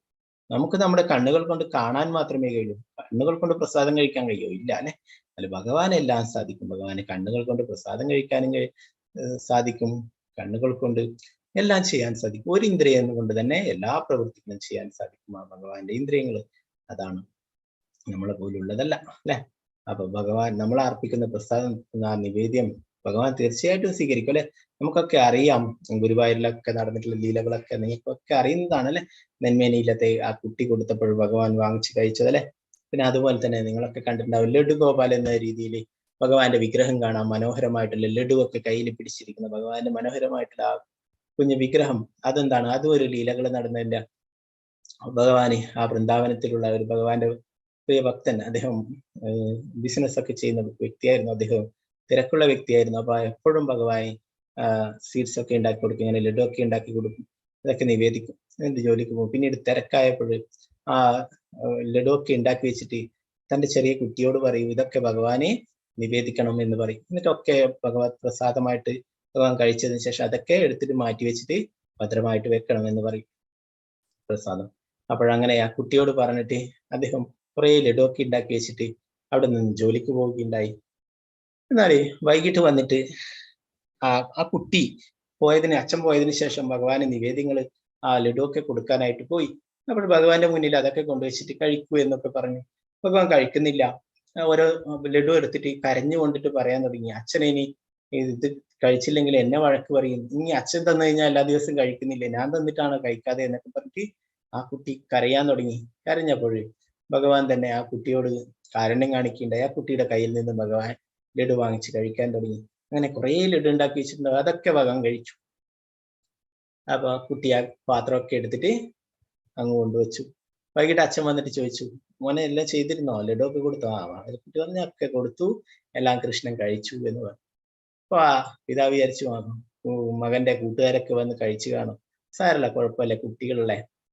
അങ്ങനെ അദ്ദേഹം പിറ്റേ ദിവസവും അതുപോലെ തന്നെ കുറെ ലഡു ഉണ്ടാക്കി വെച്ച് അത് പതിവ് പോലെ തന്നെ ആ കുട്ടിയോട് പറഞ്ഞു, നീ കൊടുക്കണം എന്ന് പറഞ്ഞിട്ട് ജോലിക്ക് പോയി. കുട്ടിയെ അതുപോലെ തന്നെ ഭഗവാൻ ഓരോന്നായിട്ട് എടുത്തു കൊടുത്തു, ഭഗവാനും കഴിച്ചു.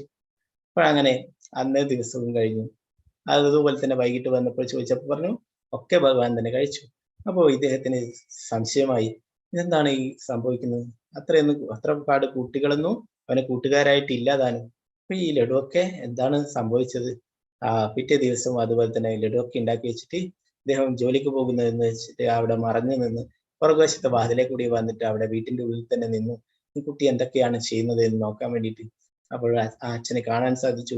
കുട്ടി ആ പൂജാ റൂമിൽ പോയിട്ട് ഭഗവാൻ ഓരോ ലഡുവായിട്ട് എടുത്തു കൊടുക്കുന്നു, ഭഗവാൻ അത് കഴിക്കുന്നു. അപ്പോ ഉടനെ തന്നെ ആ ഉണ്ണിക്കണ്ണൻ ഈ കുട്ടിയുടെ അച്ഛനെ കണ്ടപ്പോൾ അവിടെ ആ ലഡു പിടിച്ചിട്ട് അവിടെ നിന്ന് അതേ രൂപത്തിൽ തന്നെ, അപ്പൊ അതാണ് ആ വിഗ്രഹം, ലഡു കയ്യിൽ പിടിച്ചിട്ടുള്ള ലഡു കഴിച്ചുകൊണ്ടിരിക്കുമ്പോൾ ആ കുട്ടിയുടെ അച്ഛൻ വന്നപ്പോൾ ഭഗവാൻ അതുപോലെ തന്നെ ലഡു അവിടെ കയ്യിൽ പിടിച്ചിട്ട് അങ്ങനെ നിന്ന രീതിയിലുള്ള. അപ്പോൾ ഭഗവാന് കൊടുത്തു കഴിഞ്ഞാൽ ഭഗവാൻ തീർച്ചയായിട്ടും കഴിക്കും. ആ നിഷ്കളങ്കരായിട്ടുള്ള കുട്ടികൾക്ക് അവർക്ക് കാണാൻ സാധിക്കും. എന്നാൽ നമ്മളൊക്കെ നമ്മുടെയൊക്കെ ഇന്ദ്രിയങ്ങളും കണ്ണും ഒക്കെ എന്താണ് ഭൗതിക മാലിന്യം കൊണ്ടിട്ടുള്ളതാണ് അല്ലെ. അപ്പൊ ചെറിയ കുട്ടികൾ നിഷ്കളങ്കരാണെന്ന് പറയും അവരെ. അപ്പൊ അവരുടെ പ്രാർത്ഥനയൊക്കെ ഭഗവാൻ കേൾക്കും. അപ്പൊ ഭഗവാൻ അവരിൽ നിന്ന് വാങ്ങിച്ച് കഴിക്കും അല്ലെ. അപ്പൊ നമുക്ക് അത് കാണാനോ ഒന്നും സാധിക്കില്ല. അപ്പൊ ഭഗവാൻ കഴിക്കുന്നുണ്ട്, നമുക്ക് കാണാൻ സാധിക്കുന്നില്ലെങ്കിലും അല്ലെ. അപ്പൊ ഇവിടെ കാണാം എന്താണ് ഭഗവാന്റെ പ്രിയ ഭക്തനായിട്ടുള്ള ഹരിദാസ് താക്കൂർ അല്ലെ. ഹരിദാസ് താക്കൂറിനെ കുറിച്ച് നമ്മൾ പറഞ്ഞു, 3 ലക്ഷം തവണ ഭഗവാന്റെ തിരുനാമം ജപിക്കുന്ന ഒരു ദിവസം. അത ചിത്തം സമാധാതും നശക്നോഷി മയി സ്ഥിരം അഭ്യാസ യോഗേന തതോ മാമിച്ഛാപ്തും ധനഞ്ജയ. പ്രിയപ്പെട്ട അർജുന, ധനത്തെ ജയിച്ചവനെ, എന്നിൽ മനസ്സുറപ്പിച്ചു നിർത്താൻ നിനക്ക് കഴിയുന്നില്ലെങ്കിൽ ഭക്തിയോഗത്തിന്റെ നിബന്ധനകൾ അനുഷ്ഠിച്ചുകൊണ്ട് എന്നെ പ്രാപിക്കാനുള്ള ആഗ്രഹം വളർത്തുക.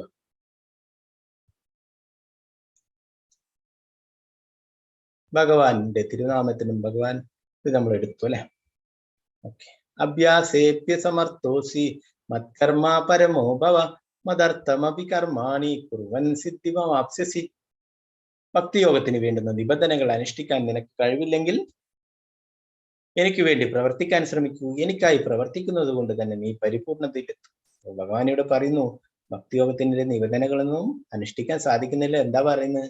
ഭഗവാന് വേണ്ടിയിട്ട് പ്രവർത്തിക്കാൻ വേണ്ടിയിട്ട് പറയുന്നു അല്ലെ. എന്തെങ്കിലുമായിട്ട് നമ്മൾ പ്രവർത്തിക്കാം, എന്നാൽ അത് ഭഗവാന് വേണ്ടിയിട്ട് പ്രവർത്തിക്കാൻ വേണ്ടിയിട്ട് പറയുന്നു. അങ്ങനെയാണെങ്കിൽ എന്താണ്? ഭഗവാൻ എനിക്കായി പ്രവർത്തിക്കുന്നതിലൂടെ നീ പരിപൂർണതയിലെത്തും എന്ന് പറയുന്നു. ഭഗവാന് വേണ്ടി ക്ഷേത്രങ്ങളൊക്കെ നിർമ്മിക്കും, അങ്ങനെയുള്ള പ്രവൃത്തികളിലൊക്കെ ഏർപ്പെടാം.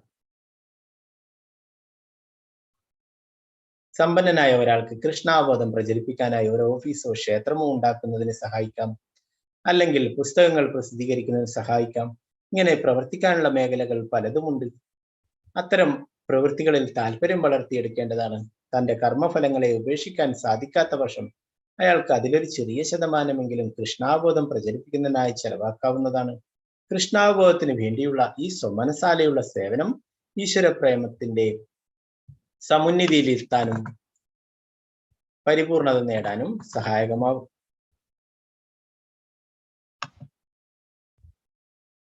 ഇവിടെ എന്താ പറയുന്നത്?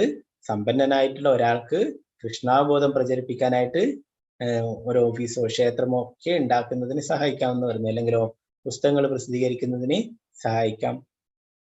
അങ്ങനെ അനേകം പ്രവർത്തിക്കാനുള്ള മേഖലകളുണ്ട്. ഇത്തരം പ്രവൃത്തികളിൽ താല്പര്യം വളർത്തിയെടുക്കണം എന്ന് പറയുന്നു. പിന്നെന്താണ് പറയുന്നത്, നമുക്ക് കർമ്മങ്ങൾ ചെയ്യുന്നല്ലേ, നമുക്ക് കർമ്മഫലങ്ങൾ ഉണ്ടാവും അല്ലെ. അപ്പോ ആ കർമ്മഫലങ്ങളെ ഉപേക്ഷിക്കാൻ സാധിക്കാത്ത പക്ഷം അതിലൊരു ചെറിയ ശതമാനം ധനം, ലക്ഷ്മി, അത് കൃഷ്ണാബോധം പ്രചരിപ്പിക്കുന്നതിനായി ചെലവാക്കാവുന്നതാണെന്ന് പറഞ്ഞു. അങ്ങനെ കൃഷ്ണാബോധത്തിന് വേണ്ടി സ്വമനസാലെയുള്ള സേവനം, നമ്മൾ വേറൊരാള് നിർബന്ധിച്ചിട്ട് ചെയ്യുന്നില്ല, നമ്മുടെ സ്വന്തം മനസ്സുകൊണ്ട് തന്നെ ഇഷ്ടപ്പെട്ടിട്ട് ചെയ്യുന്ന ആ സേവനം ഈശ്വരപ്രേമത്തിന്റെ സമുന്നതിയിലെത്താനും പരിപൂർണത നേടാനും സഹായിക്കും എന്ന് പറയുന്നു. അപ്പോൾ പ്രഭുപാദരുടെ അനേകം ശിഷ്യന്മാരുണ്ടായിരുന്നു. അവരൊക്കെ പ്രഭുപാദരെ പലതരത്തിലും പ്രഭുപാദരുടെ ഈ പുസ്തകങ്ങൾ പ്രസിദ്ധീകരിക്കുന്നതിനും ഒക്കെ ക്ഷേത്രങ്ങൾ നിർമ്മിക്കുന്നതിനും ഒക്കെ പലതരത്തിലും സഹായിക്കുകയുണ്ടായി. പ്രഭുപാദരുടെ ശിഷ്യന്മാരായിട്ട് ആദ്യകാലത്തുള്ള 2 പേരുണ്ടായിരുന്നു, ബ്രഹ്മാനന്ദ പ്രഭു, ഗർഗമുനി എന്ന് പറഞ്ഞിട്ട്. അവര് വളരെ സമ്പന്ന കുടുംബത്തിൽ അവരായിരുന്നു, കോടീശ്വരന്മാരുടെ മക്കളായിരുന്നു. അവര് പ്രഭുപാദരുടെ ഈ ഇസ്കോണിലെ ആകൃഷ്ടരായിട്ട് വന്ന് പ്രഭുപാദരുടെ പ്രഭാഷണങ്ങളൊക്കെ കേട്ട് പ്രഭുപാദരുടെ ഗ്രന്ഥങ്ങളൊക്കെ വായിച്ചിട്ട് അവർക്ക് ആത്മീയമായിട്ട് കൂടുതൽ അതിനെ സ്വീകരിക്കുകയുണ്ടായി. അപ്പോൾ അവരുടെ മാതാപിതാക്കൾ ഇത് അറിഞ്ഞിട്ട് അവരെ പിന്തിരിപ്പിക്കാനായിട്ട് ശ്രമിക്കുകയുണ്ടായി.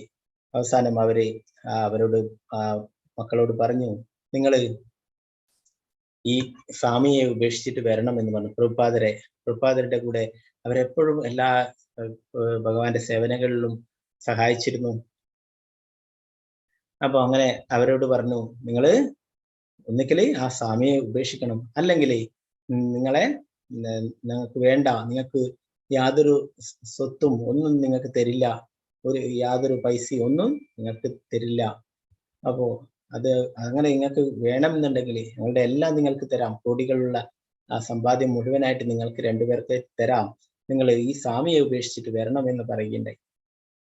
അപ്പൊ അവര് സന്തോഷത്തോടെ പറഞ്ഞു, ഞങ്ങൾക്ക് നിങ്ങളുടെ ഒരു സ്വത്ത് ഒന്നും വേണ്ട, നമ്മൾ ഒരിക്കലും ഈ സ്വാമിയെ ഉപേക്ഷിക്കുകയില്ല എന്ന് പറയുകയുണ്ടായി. അപ്പൊ പ്രഭുപാദരുടെ അടുത്ത് പോയിട്ട് അവര് പറഞ്ഞു, പ്രഭുപാദരുടെ അടുത്ത് ഇങ്ങനെ പറഞ്ഞു വീട്ടിൽ നിന്ന്, അപ്പൊ നമ്മളോട് ഇങ്ങനെ പറഞ്ഞിട്ടുണ്ടായിരുന്നു സ്വാമിയെ ഉപേക്ഷിച്ചിട്ട് പോകാനായിട്ട്. പ്രഭുപാദരോട് പറഞ്ഞു, ഞങ്ങൾ ഒരിക്കലും അങ്ങനെ പോവില്ല നിങ്ങളെ വിട്ടിട്ട് എന്ന്. പ്രഭുപാദർ അവരെ ചേർത്ത് പിടിച്ചുകൊണ്ട് പറഞ്ഞു, നിങ്ങൾ എൻ്റെ മക്കൾ തന്നെയാണ്, ലോകത്തിലെ അനേകം മക്കളുണ്ട്, അതുപോലെ നിങ്ങളും എൻ്റെ മക്കളാണെന്ന് പറഞ്ഞിട്ട് അവരെ ചേർത്ത് പിടിക്കുകയുണ്ടായി. അവര് പ്രഭുപാദർക്ക് വേണ്ടിയിട്ട് പിന്നീട് ആ കോടീശ്വരന്മാരുടെ മക്കളായിട്ടും പിന്നീട് പ്രഭുപാദരുടെ ആ പുസ്തകങ്ങൾ പ്രിന്റ് ചെയ്യാനും മറ്റുള്ളതിനൊക്കെ സഹായിക്കാനായിട്ട് മറ്റുള്ള ജോലികളിലൊക്കെ ഏർപ്പെട്ടിട്ട് അതിൽ നിന്ന് കിട്ടുന്ന വരുമാനം പ്രഭുപാദർക്ക് കൊണ്ട് കൊടുത്തിട്ട് പ്രഭുപാദർ അത് വെച്ചിട്ട് ആ പുസ്തകങ്ങൾ പ്രസിദ്ധീകരിക്കുകയൊക്കെ ഉണ്ടായി. അതില് ഗർഗമുനി, അദ്ദേഹം ബ്രഹ്മാനന്ദ പ്രഭു ഭഗവാന്റെ ലോകത്തേക്ക് പോയി. എന്നാൽ ആ ഗർഗമുനി ഇപ്പോഴും വൃന്ദാവനത്തിലുണ്ട്. ആ ഗർഗമുനി പറയുകയുണ്ടായി, അദ്ദേഹം ഒരു ഡെക്റ്റാഫോൺ റെക്കോർഡിങ് ചെയ്യുന്ന ആ ഫോൺ കൊടുക്കുകയുണ്ടായി പ്രഭുപാദർക്ക്. അദ്ദേഹം പുറത്തു പോയിട്ട് ജോലിയൊക്കെ ചെയ്തിട്ട് അതിൽ നിന്ന് വരുമാനം കൊണ്ട് ഒരു ഡെക്റ്റാഫോൺ വാങ്ങിച്ചിട്ട് പ്രഭുപാദർക്ക് കൊടുക്കുകയുണ്ടായി.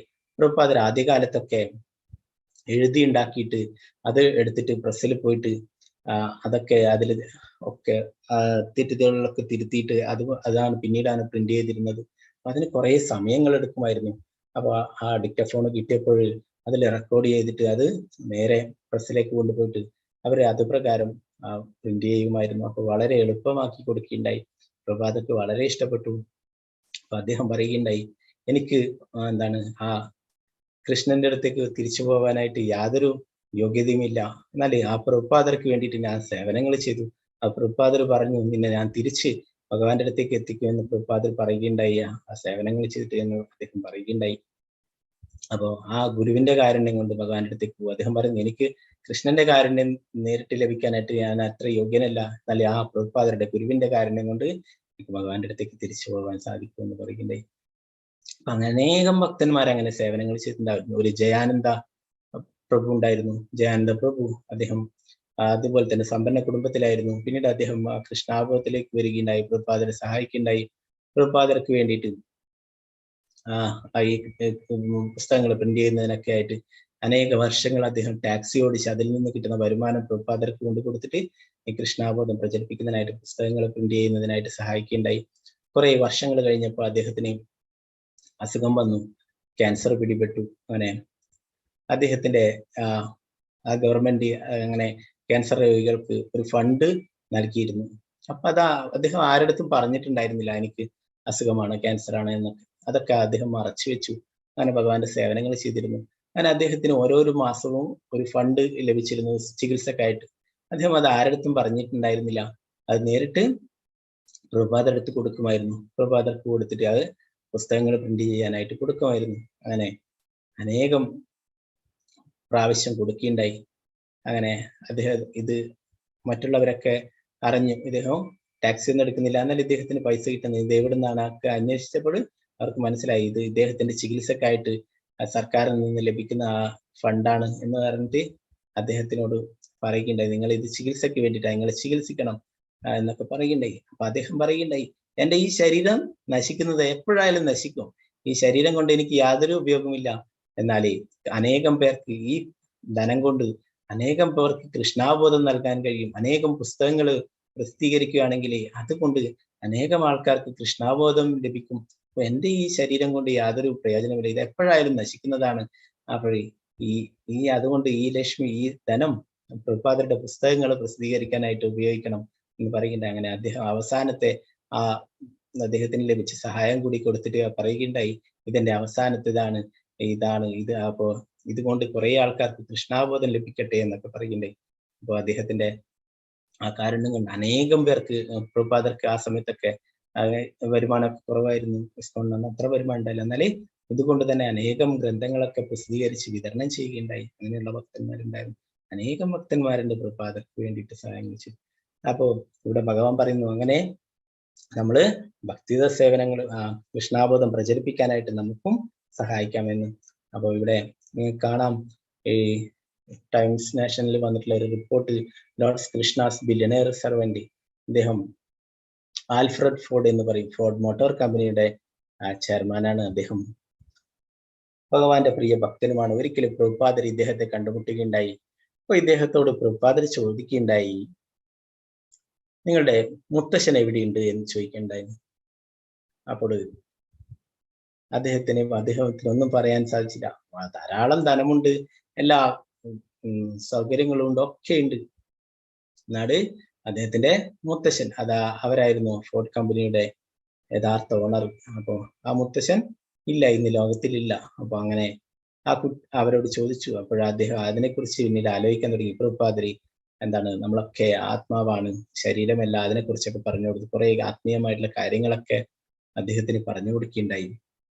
അപ്പൊ അദ്ദേഹത്തിനോട് ഒരു ഉപദേശം കൊടുക്കുകയുണ്ടായി, നീ അറിയപ്പെടണം, മുത്തശ്ശനെ പോലെ ബിസിനസ്സുകാരനായിട്ടല്ല നീ അറിയപ്പെടേണ്ടത്, നീ ഭഗവാന്റെ ഏറ്റവും വലിയ സേവകൻ എന്ന പേരിൽ നീ അറിയപ്പെടണം എന്ന് പറയുകയുണ്ടായി.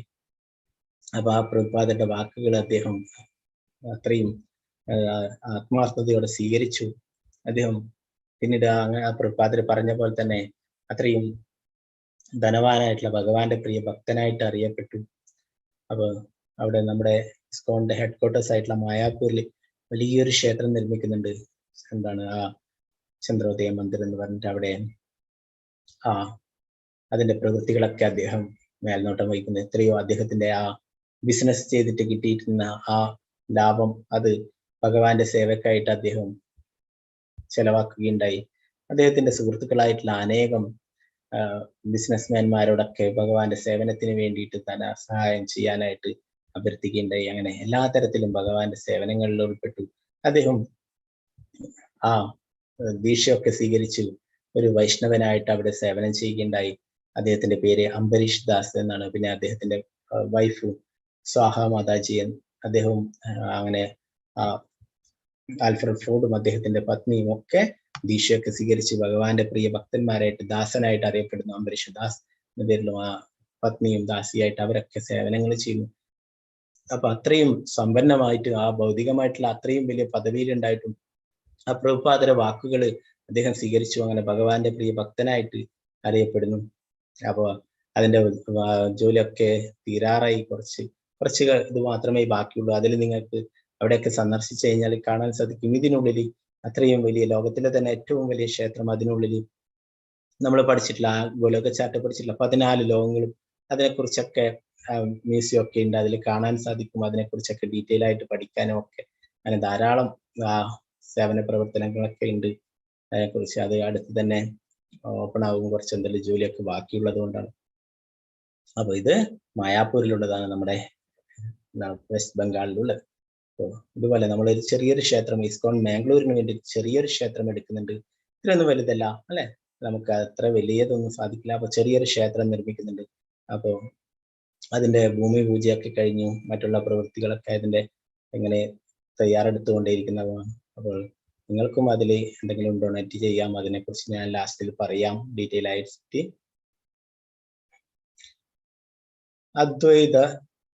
അദ്വൈത തപ്യശക്തോസി കർത്തും മദ്യോഗമാശ്രിത സർവകർമ്മഫലത്യാഗം തഥാ കുരു യഥാത്മവാൻ. എന്നെ കുറിച്ചുള്ള ഈ ബോധത്തോടു കൂടി പ്രവർത്തിക്കുവാൻ നിനക്ക് കഴിയുന്നില്ലെങ്കിൽ സർവകർമ്മഫലങ്ങളെയും ത്യജിച്ച് ആത്മസ്ഥിതനായി തീരാൻ ശ്രമിക്കുക. അപ്പൊ ഇവിടെ ദാനങ്ങൾ ചെയ്യുന്നത് എന്താണ്? നന്ദമഹാരാജാവ് ശ്രീകൃഷ്ണ ഭഗവാൻ അവിടെ ഗോകുലത്തിൽ പിറന്നത് സന്തോഷിച്ചിട്ട് എല്ലാവർക്കും ധാരാളം ആഭരണങ്ങളും വസ്ത്രങ്ങളും പശുക്കളെയും ഒക്കെ ദാനം ചെയ്യുകയുണ്ടായി നന്ദമഹാരാജാവ്. അപ്പൊ ഉണ്ണിക്കണ്ണൻ വിചാരിച്ചു ഈ നന്ദമഹാരാജാവ് എല്ലാവർക്കും ദാനങ്ങൾ ചെയ്യുന്നു, ഈ ഭൗതികമായിട്ടുള്ള വസ്തുക്കളൊക്കെ ഇതൊന്നുമില്ല ശാശ്വതമായിട്ടുള്ള ദാനം. അങ്ങനെ ഭഗവാൻ ശ്രീകൃഷ്ണ ഭഗവാൻ നമുക്കൊക്കെ തന്നിട്ടുള്ള ദാനം, ഈ ലോകത്തിന് തന്നെ തന്നിട്ടുള്ള ദാനം, അതാണ് നന്ദോത്സവം എന്ന് പറയുന്നത്. ജന്മാഷ്ടമി കഴിഞ്ഞ് പിറ്റേ ദിവസം, അന്നേ ദിവസമാണ് പ്രഭുപാദരുടെ ആവിർഭാവ ദിനം. അപ്പൊ ആ പ്രഭുപാദരെ ലോകം മുഴുവൻ കൃഷ്ണാബോധം പ്രചരിപ്പിക്കാനായി ആ ഭഗവാൻ തന്നെ നമുക്ക് തന്നിട്ടുള്ള സമ്മാനമാണ് പ്രഭുപാദർ.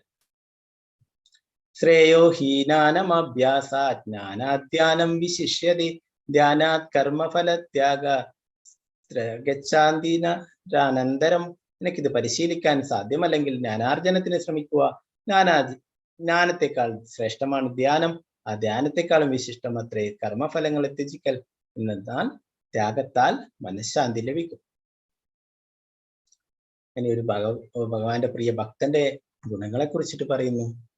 അദ്വേഷ്ട സർവഭൂതാനാം മൈത്ര കരുണ ഏവച നിർമ്മമോ നിരഹങ്കാര സമദുഃഖ സുഖാശമി സന്തുഷ്ട സതതം യോഗി യഥാത്മാനാദൃഢ നിശ്ചയ മയ്യർപ്പിത മനോബുദ്ധിർ യോ മദ്ഭക്ത സമപ്രിയ.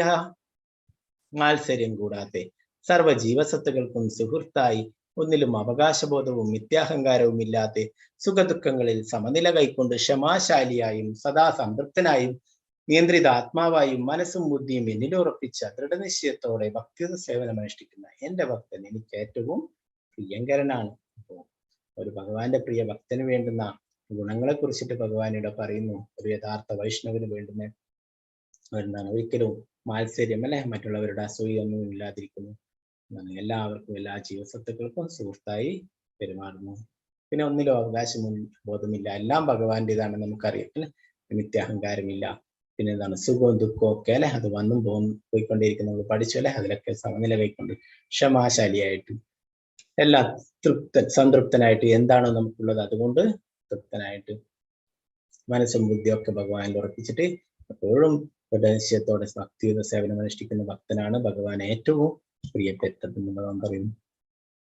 യസ്മാനോദിജതേ ലോകോ ലോകോ നോദിജതേ ചയഃ ഹർഷാമർഷഭയോദ്യോഗൈർമുക്തായ സചമേ പ്രിയഃ. ആരാലാണോ ആർക്കും ബുദ്ധിമുട്ടുകളൊന്നും ഇല്ലാത്തത്, ആരാണോ ഏതൊരുവനാലും അസ്വസ്ഥനായി തീരാത്തത്, സുഖദുഃഖങ്ങളിലും ഭയോത്കണ്ഠകളും സമചിത്തനായിരിക്കുന്നവൻ ആരാണോ, അങ്ങനെയുള്ള എന്റെ ഭക്തൻ എനിക്ക് വളരെ പ്രിയപ്പെട്ടതാണ് എന്ന്. അപ്പൊ ഒരു ഭക്തൻ ആർക്കും ഒരു ബുദ്ധിമുട്ടുകൾ ഉണ്ടാക്കാനായിട്ട് പോവുകയില്ല.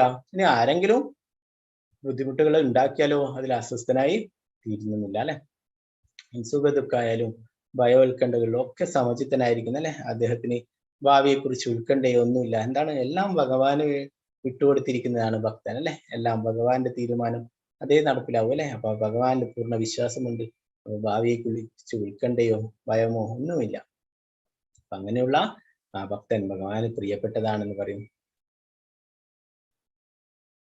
അനപേക്ഷശുചിർ ദശ ഉദാസീനോ ഗതവ്യത സർവാരംഭ പരിത്യാഗി യോ മദ്ഭക്ത സമയപ്രിയ. സാധാരണ കർമ്മക്രമങ്ങളെ ഒന്നിനെയും ആശ്രയിക്കാത്തവനും വിശുദ്ധനും നിപുണനും ഉത്കണ്ഠ വ്യത എന്നിവയില്ലാത്തവനും ഫലമുദ്ദേശിച്ച് പ്രവർത്തിക്കാനുമായ എന്റെ ഭക്തൻ എനിക്ക് ഏറ്റവും പ്രിയപ്പെട്ടവനാണ്. യോന ഹൃഷ്യതി നേഷ്ടിനാ നശോച്ചതി ന കാംക്ഷതി ശുഭാശുഭ പരിത്യാഗി ഭക്തിമാന്യ സമേ പ്രിയ. സന്തോഷിക്കുകയോ ദേഷിക്കുകയോ ദുഃഖിക്കുകയോ ആഗ്രഹിക്കുകയോ ചെയ്യാത്തവനും ശുഭങ്ങളെയും അശുഭങ്ങളെയും ത്യജിച്ചവനുമായ ഭക്തൻ എനിക്ക് അത്യന്തം പ്രിയനാണ്. സമാശത്രോ ച മിത്രേ ച തഥാ മാനോപമാനയോ ശീതോഷ്ണ സുഖദുഃഖേഷു സമസംഗ വിവർജിത തുല്യ നിന്ദാസ്തു ദീർമൗനി സന്തുഷ്ടോ യേന കേനചിത് അനികേതഃ സ്ഥിരമതിർ ഭക്തിമാൻ മേ പ്രിയോ നരഃ.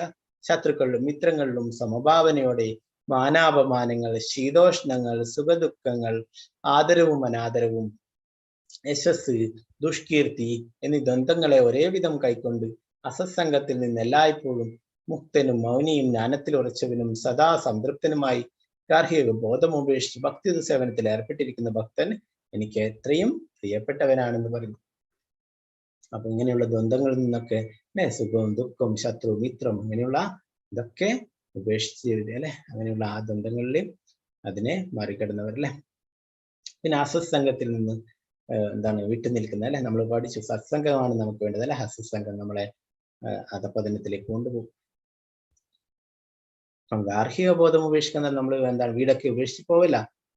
എൻ്റേത് എന്നുള്ള ആ ചിന്ത മാറ്റുക. നമ്മളൊക്കെ വീട് അല്ലെ, നമ്മുടെ വീട് എന്ന് പറഞ്ഞാൽ അത് ഭഗവാന്റേതാണ് എന്ന് നമ്മൾ സങ്കല്പിച്ചിട്ട് ഭഗവാന്റെ ആ സേവനങ്ങളൊക്കെ ചെയ്യുക, ഭഗവാന് പൂജ കുളച്ചിക്ക് ആരാധനയൊക്കെ ചെയ്യുക.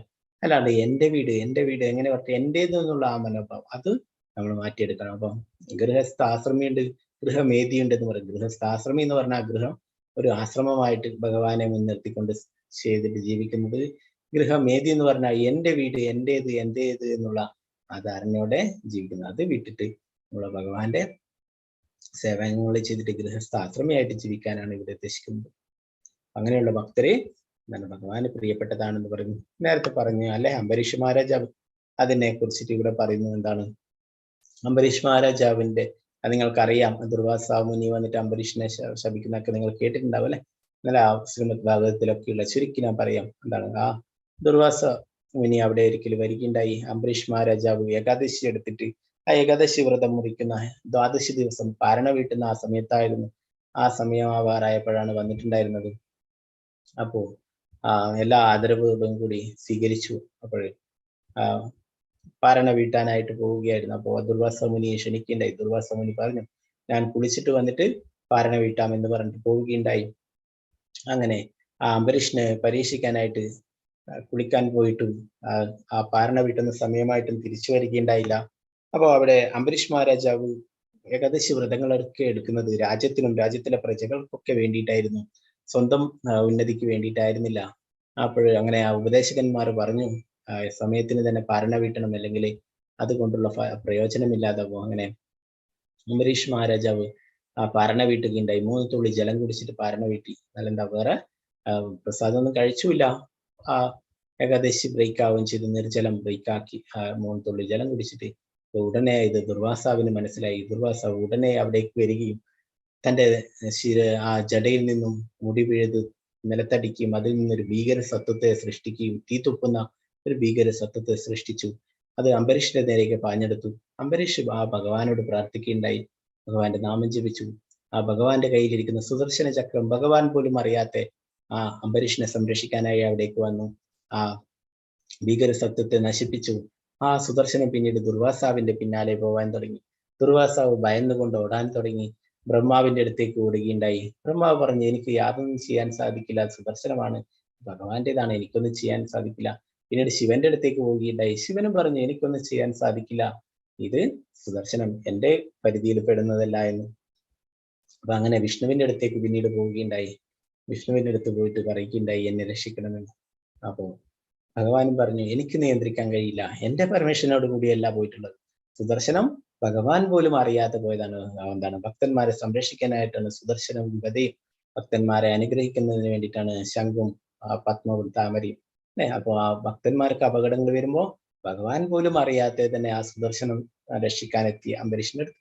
ഭഗവാൻ പറഞ്ഞു, ഞാൻ അയച്ചിട്ടുള്ളത് മാത്രമേ എനിക്ക് തിരിച്ചെടുക്കാൻ പറ്റൂ, ഇത് ഞാൻ അയച്ചതല്ല, സുദർശനം തനിയെ പോയിട്ടുള്ളതാണ്, അതുകൊണ്ട് എനിക്കൊന്നും ചെയ്യാൻ സാധിക്കില്ല എന്ന് പറയുകയുണ്ടായി. കുറെ ആ ദുർവാസാവ് കോപം കൊണ്ട് കുറെ ഭഗവാനെ പറയുകയുണ്ടായി, എന്താണ് അങ്ങൊരു ഹൃദയമില്ലാത്ത ആളെ പോലെ പെരുമാറുന്നു എന്നൊക്കെ.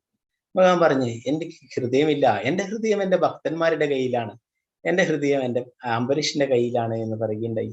അപ്പോഴേ തിരിച്ച് ഇനി ഒരേ വഴിയുള്ളൂ, നീ അംബരീഷിന്റെ അടുത്ത് പോയിട്ട് മാപ്പ് പറയണം, നീ ഒരു വൈഷ്ണവനോട് അപരാധം ചെയ്തിരിക്കുന്ന ആ വൈഷ്ണവന്റെ പാദത്തിൽ പോയിട്ട് മാപ്പ് പറയണം എന്ന് പറയുകയുണ്ടായി. അങ്ങനെ തിരിച്ച് ആ ദുർവാസ അംബരീഷിന്റെ അടുത്തേക്ക് തന്നെ വന്നിട്ട് അംബരീഷിന്റെ പാദത്തിൽ വീണത് മാപ്പ് പറയുകയുണ്ടായി. അംബരീഷും ഉടനെ ദുർവാസാവിനെ നമസ്കരിച്ചു. അങ്ങ് മഹാമുനിയാണ്, അങ്ങ് ഒരിക്കലും എന്നെ നമസ്കരിക്കരുത് എന്ന് പറഞ്ഞിട്ട് അദ്ദേഹത്തിനെ പിടിച്ച് എഴുന്നേൽപ്പിച്ചു. അദ്ദേഹത്തിന് വിഷമവും ഉണ്ടായതിൽ മാപ്പ് പറഞ്ഞു. അങ്ങനെ സുദർശനത്തിന് സ്തുതികൾ അർപ്പിച്ചിട്ട് സുദർശനത്തോട് തിരിച്ചു പോകാനായിട്ട് അംബരീഷ് പ്രാർത്ഥിക്കുകയുണ്ടായി. അങ്ങനെ സുദർശനം തിരിച്ച് ഭഗവാന്റെ അടുത്തേക്ക് പോവുകയുണ്ടായി. അപ്പോഴേ ആ ദുർവാസ മുനിയുടെ ആ തപോബലം, അതിന്റെ ആ അഹങ്കാരമല്ല, ഒരു ഭക്തന്റെ എടുത്ത് നോക്കിയപ്പോൾ ആ ഭഗവാന്റെ ആ സുദർശനം വന്നിട്ട് എന്നെ സംരക്ഷിക്കുകയുണ്ടായി. അപ്പൊ അങ്ങനെയുള്ള ആ ഭക്തൻ ഒരിക്കലും അസ്വസ്ഥനാവുന്നില്ല. അപ്പോഴും അങ്ങനെ പെരുമാറിയപ്പോഴും ഭഗവാന്റെ നാമം ജപിക്കുക മാത്രമാണ് ചെയ്തിട്ടുള്ളത്. ഏതു ധർമ്യാമൃതമിതം യഥോക്തം പരിപാസതേ ശ്രദ്ധദാനാമത് പരമാ ഭക്താസ്തേ അതീവ മേ പ്രിയ. നാശരഹിതമായ ഈ ഭക്തിത സേവന മാർഗം പിന്തുടർന്ന് എന്നെ പരമലക്ഷ്യമാക്കിക്കൊണ്ട് വിശ്വാസത്തോടു കൂടി പൂർണ്ണമായും എന്നിൽ മുഴുകുന്നവർ എനിക്ക് ഏറ്റവും പ്രിയപ്പെട്ടവരാണ്.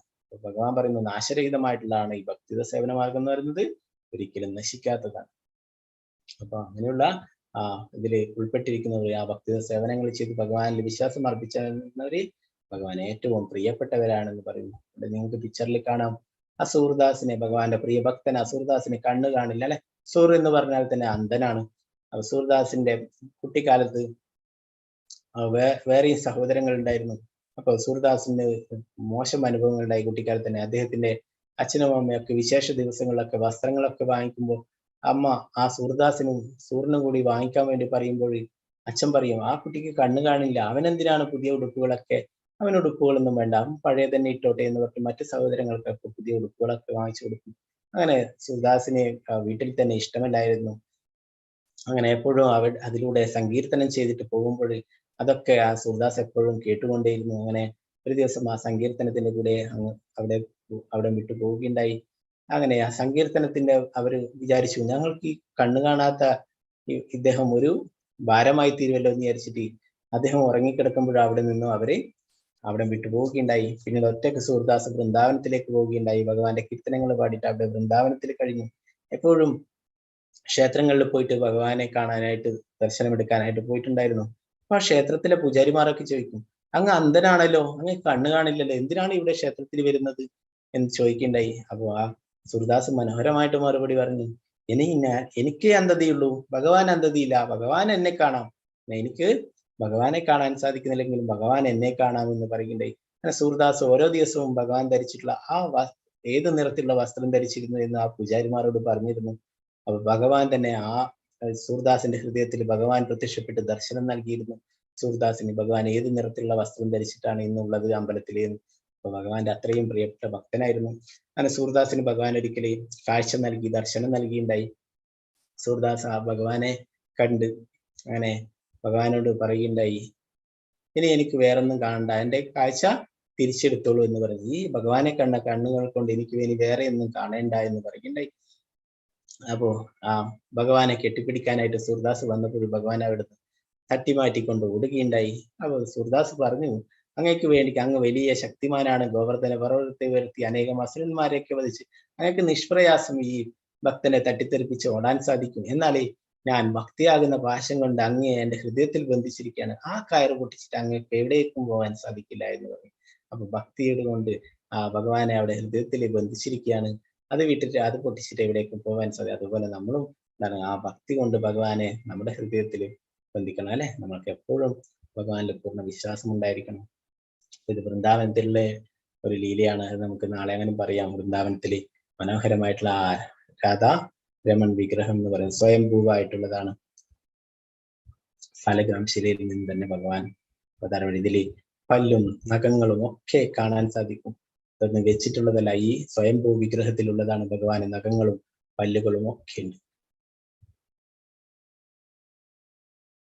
അപ്പൊ നേരത്തെ ഡൊണേഷൻ്റെ പറഞ്ഞിട്ടുണ്ടായിരുന്നു അല്ലെ, രാധാഗോവിന്ദന് വേണ്ടിയിട്ട് വലിയൊരു ക്ഷേത്രം എടുക്കുന്നത് അത് ഇവിടെയാണ്, മംഗലാപുരം ടൗണിൽ തന്നെയാണ്. ഇവിടെ കാണാൻ നിങ്ങൾക്ക് ഈ നടുവിലായിട്ട് മധ്യത്തിലായിട്ട് കാണുന്ന ഒഴിഞ്ഞ സ്ഥലം, ഉയർന്നു നിൽക്കുന്ന അവിടെ ഒരു മനോഹരമായിട്ടുള്ള ക്ഷേത്രം നമ്മൾ നിർമ്മിക്കാനായിട്ട് അതിന്റെ ഭൂമി പൂജയൊക്കെ കഴിഞ്ഞു.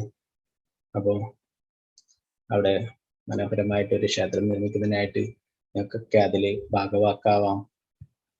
അതിനായിട്ട് നിങ്ങൾ നേരത്തെ പറഞ്ഞു ഭഗവാൻ അല്ലെ, സ്വമനസാലെ എന്തെങ്കിലും സേവനങ്ങൾ ചെയ്യാൻ വേണ്ടിയിട്ട് നമ്മൾ ചെയ്യുന്ന കർമ്മത്തിനൊക്കെ കർമ്മഫലങ്ങൾ ഉണ്ടാവും അല്ലെ. ഇതിൽ നിന്ന് ചെറിയൊരു പങ്ക് നിങ്ങളെ കൊണ്ട് എന്താണ് സാധിക്കുന്നത് അത് ഭഗവാന്റെ സേവനത്തിനായിട്ട് നിങ്ങൾക്കും പറ്റുമെങ്കിൽ നിങ്ങൾക്ക് ചെയ്യാം.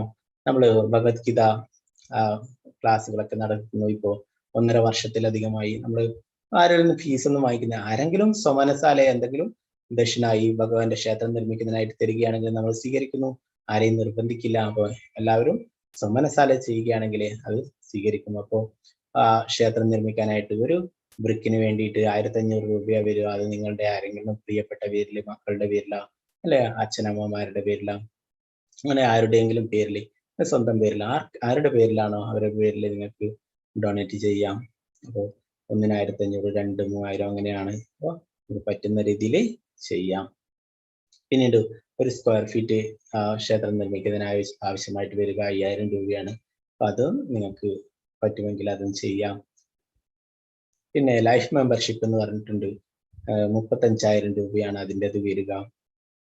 അത് ലൈഫ് മെമ്പർഷിപ്പ് നമ്മൾ കുറേ ലൈഫ് മെമ്പർഷിപ്പ് എടുക്കും, ലയൺസ് ക്ലബ്ബ്, അങ്ങനെ കുറേ ക്ലബ്ബുകൾ, അങ്ങനെ കുറേ കാര്യങ്ങളുണ്ട് അല്ലെ. അപ്പൊ ഭൗതികമായിട്ടുള്ള കുറേ കാര്യങ്ങൾക്ക് നമ്മൾ ഇങ്ങനെ ലൈഫ് മെമ്പർഷിപ്പ് ഒക്കെ എടുക്കും അല്ലെ.